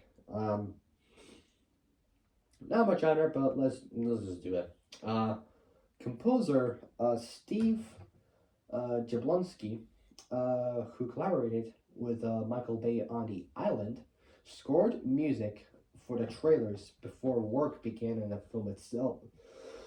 Excuse me. So, composer Steve Jablonski, who collaborated with Michael on the 2005 film The Island, scored music uh, for the trailers before work began on the film itself. Recording took place. Recording took place in April 2007, uh, at the Sony at the SSS, or the Triple S as I call it, at the Sony scoring stage uh, in Culver City in California.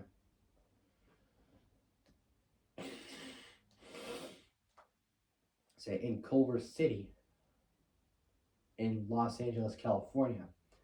The score, including the teaser music, uses six major themes across 90 minutes, so 1.5 hours, so an hour and 30 minutes of music. The Autobots have three themes, one named Optimus to represent both the wisdom and both the wisdom and compassion of the Autobot leader, and another played during their arrival on Earth. The Decepticons have a chanted theme, which relies on electronics, unlike most of the source. The Allspark also has its own theme. Hans Zimmer, Jablonski's mentor, also helped to compose the score. Next up, we got his release. Transformers had its worldwide release. So Transformers had its worldwide premiere at Ensil Tower on June 10th, 2007. The film's June 27th premiere at the LA Film Festival in Los Angeles used a live digital satellite feed to project the film onto a screen. A premiere took place at Rhode Island on June 28th, which is a freely available event, giving attendees, as like so people who attend, the opportunity to buy tickets for just $75 to benefit four charities. Four charities. I mean, for $75. I mean, it's not so bad, but it's like not okay at the same time. It's like okay-ish. I mean, $75. I mean, it kind of sounds a bit steep on the price, don't you think? $75. I think it's a bit overkill, like a bit too much. I mean, to benefit four charities.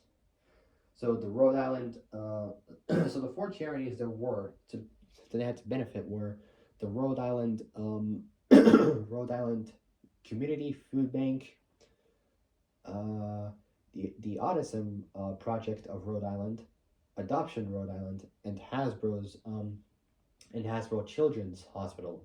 The film was released on IMAX on September 21st. September 21st,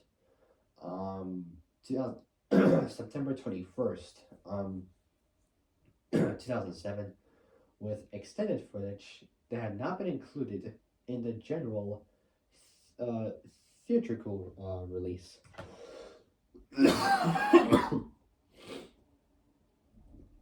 Next, we got his marketing.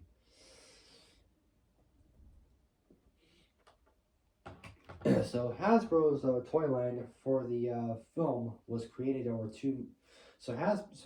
Marketing. So Hasbro's toy line for the film was created over 2 months in late 2005 and early 2006.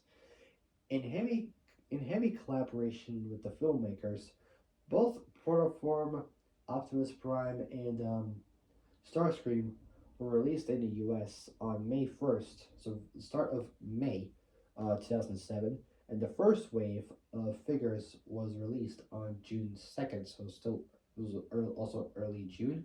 The line features characters not in the film, including RC. A second wave titled Allspark Power was set for release late 2007, the year the first Transformers movie came out, which consisted of both repaints and robotic versions of ordinary vehicles in the film. The toys feature automorph technology, where moving parts of the toy allow other parts to shift automatically.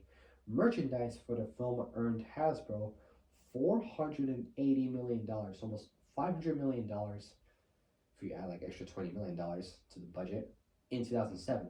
Deals were made with 200 companies to promote the film in 70 different countries. Michael Bay directed tie-in commercials for General Motors, Panasonic, Burger King, and PepsiCo, while props, including both the Camaro used for Bumblebee and the Allspark, were put up for a charity sale on eBay. Is it on eBay?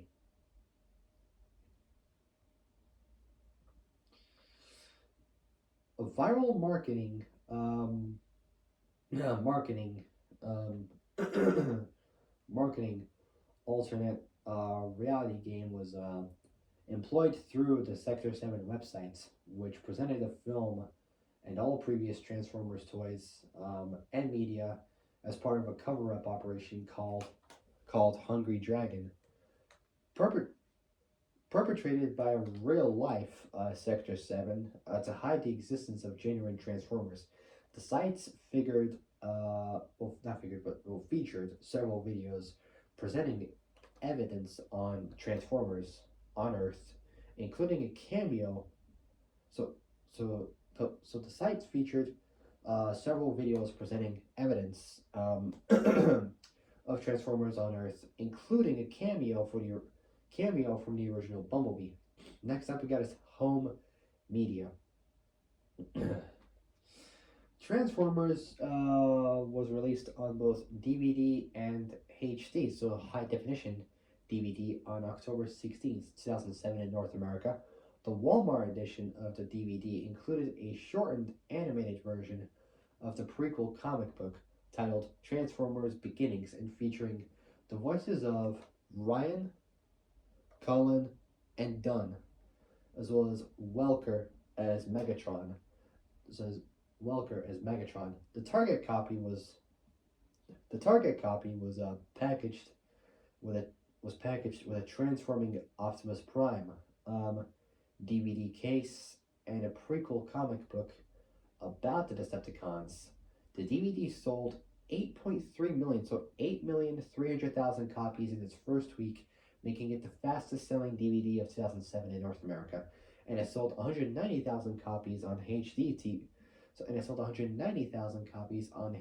DVD, which was the biggest debut on the format. The DVD sold 13.74 million copies, so 13,740,000 copies, making the film the most popular DVD title of 2007. The film was released on Blu-ray. The film was released on Blu-ray on September 2nd. September 2nd. First time lucky. September 2nd.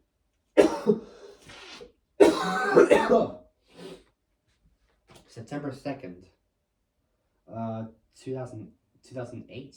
In the first week, the two disc edition of the Blu-ray was number one in sales. Compared to other films on the format, the Blu-ray version accounted for 2/3 of the film's DVD sales that first week, selling the third most in overall DVD sales.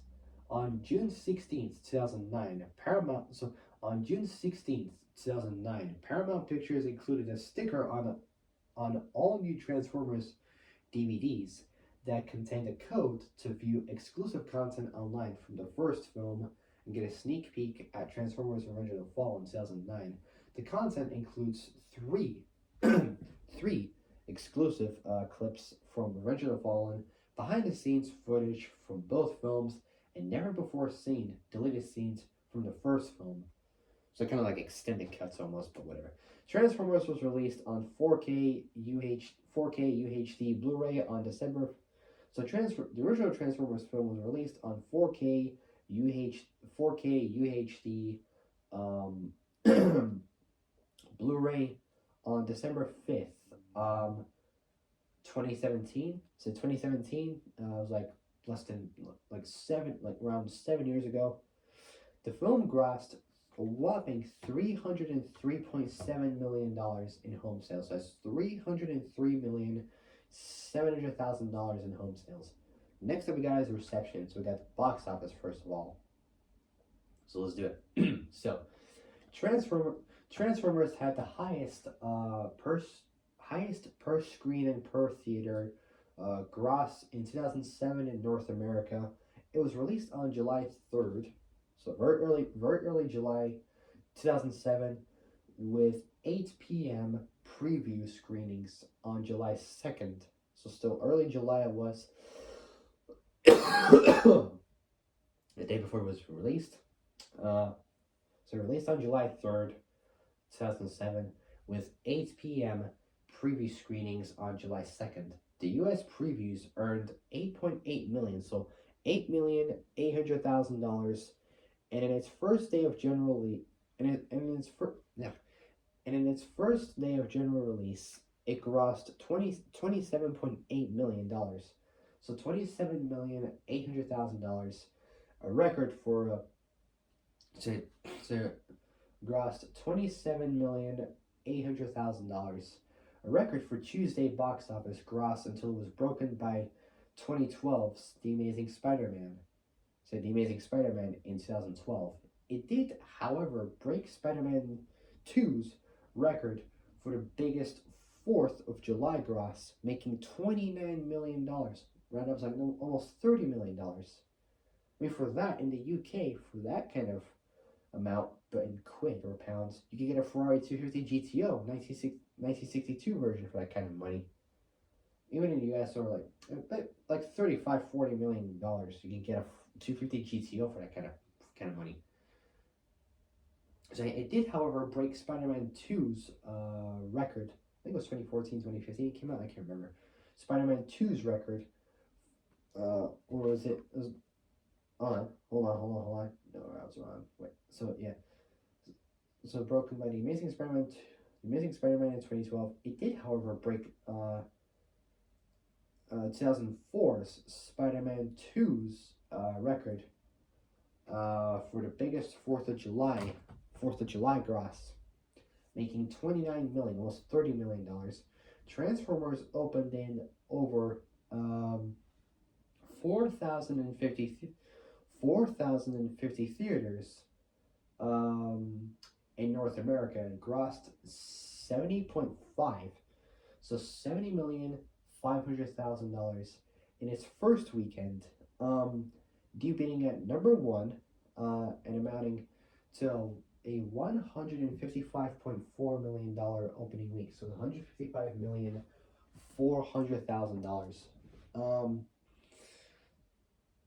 So opening week, giving it the record for the biggest opening week for a non-sequel, surpassing Spider-Man. It would also break other records during its first week, surpassing Planet of the Apes for having the highest non-sequel July opening weekend, War of the Worlds for scoring the highest non-sequel 4th of July opening weekend, The Passion of the Christ for having the biggest biggest non-sequel so The Passion of the Christ for having the biggest non-sequel Wednesday gross, and Independence Day for achieving the largest non-sequel Thursday gross.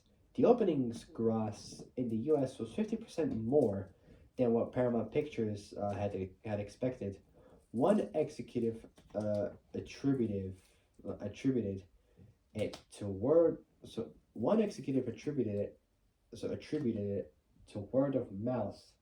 So word of mouth mouth that explained to parents that it was okay to take the kids. So was like in brackets. I don't know why. Transformers ended its theatrical run in both the U.S. and Canada with a gross of $319.2 million. So $319,200,000. Almost, if round up, like almost $320 million, making it the third highest grossing film of 2007. In these regions, behind both Spider-Man 3, making it the third highest grossing film of 2007. In these regions, behind both 2007's Spider-Man 3 and Shrek the Third.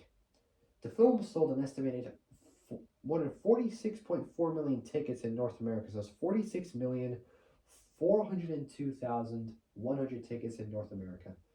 The film was released in 10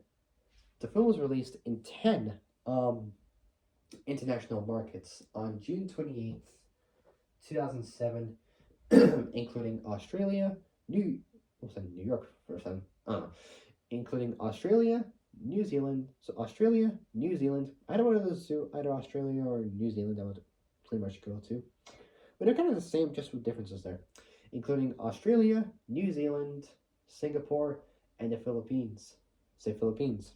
Um, Transformers made $29.5 million in its first weekend, topping the box office in 10 countries. It grossed $5.2 million in Malaysia, becoming the most successful film in the country's history.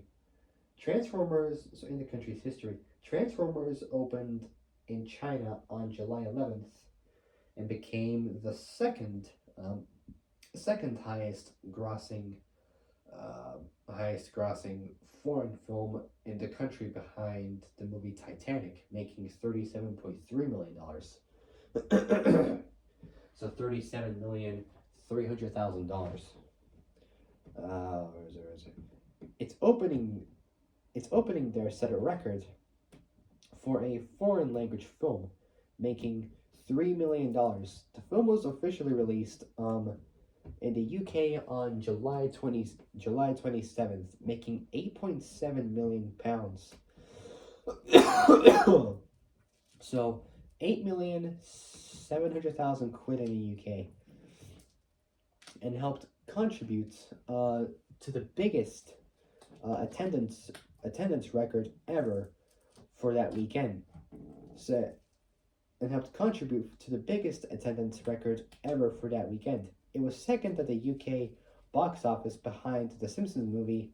In South Korea, Transformers recorded the largest audience for a foreign film in 2007, and the highest foreign revenue of the film. What else? So the highest foreign revenue of the film. Worldwide, Transformers was the highest grossing non-sequel film in 2007 with $709.7 million.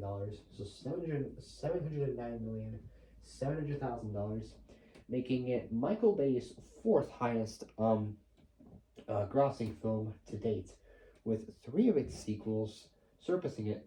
It was also the fifth highest grossing film of 2007 worldwide, behind Pirates of the Caribbean at World's End, Harry Potter and the Order of the Phoenix, Spider-Man 3, and Shrek the Third. Next up we got is critical response. So let's see what we got for this. Okay, critical response. Review aggregation website. Rotten Tomatoes. Usually, it's got Metacritic. Oh yeah. I was gonna say it would be usually Metacritic, but that'd be like for video games sometimes. But I don't know.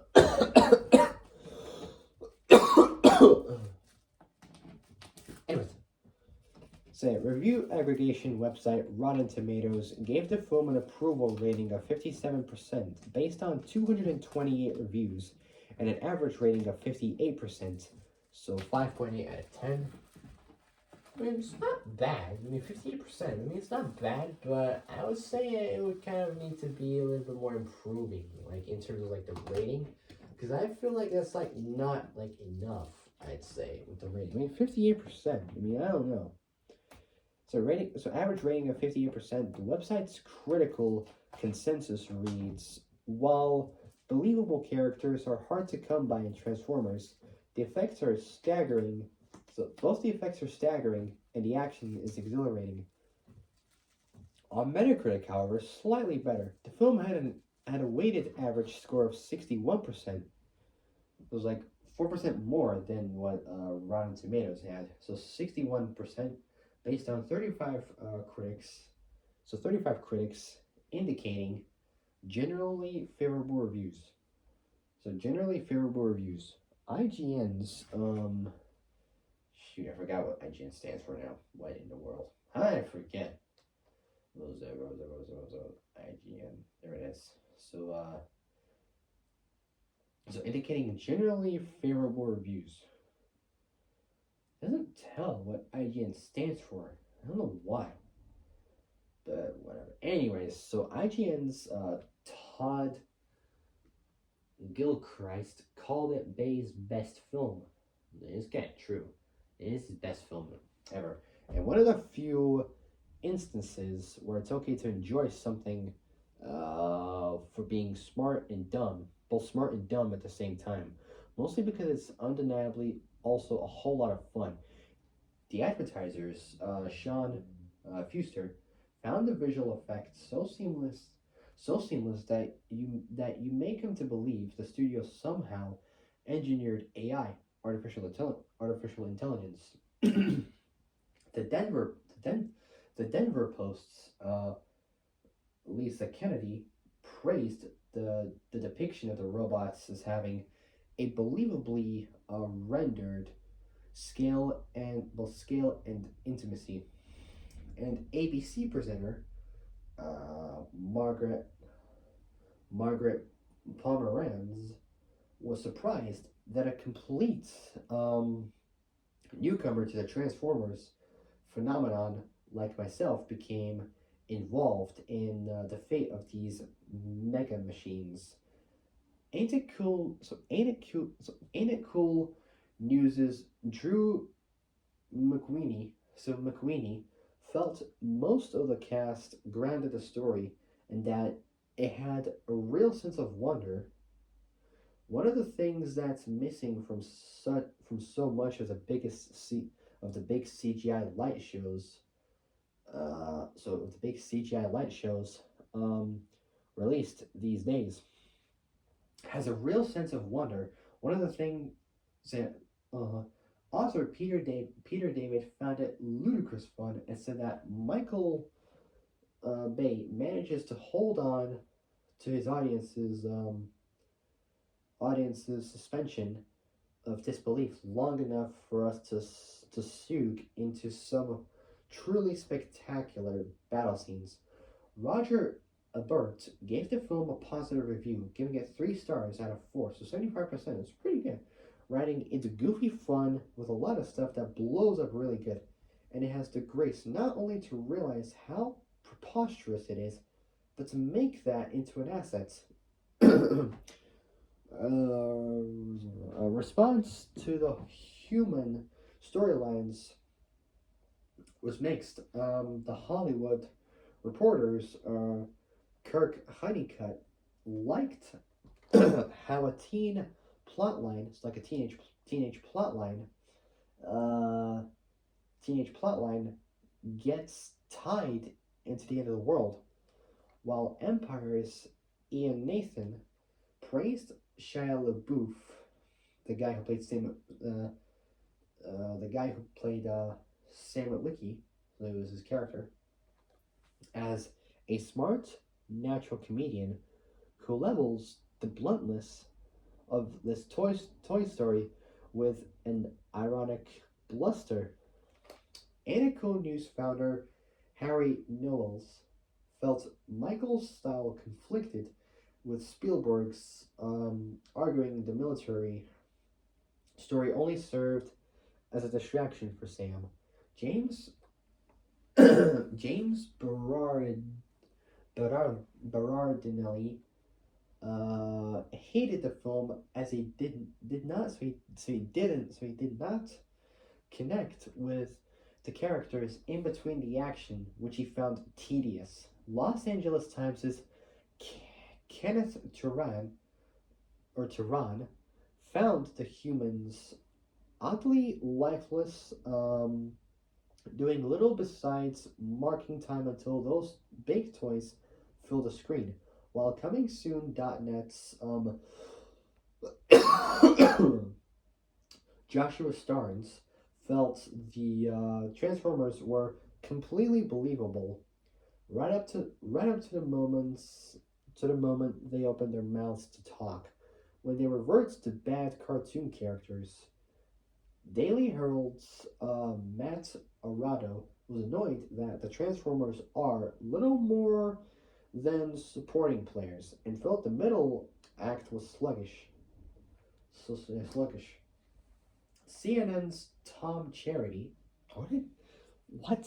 Tom Charity.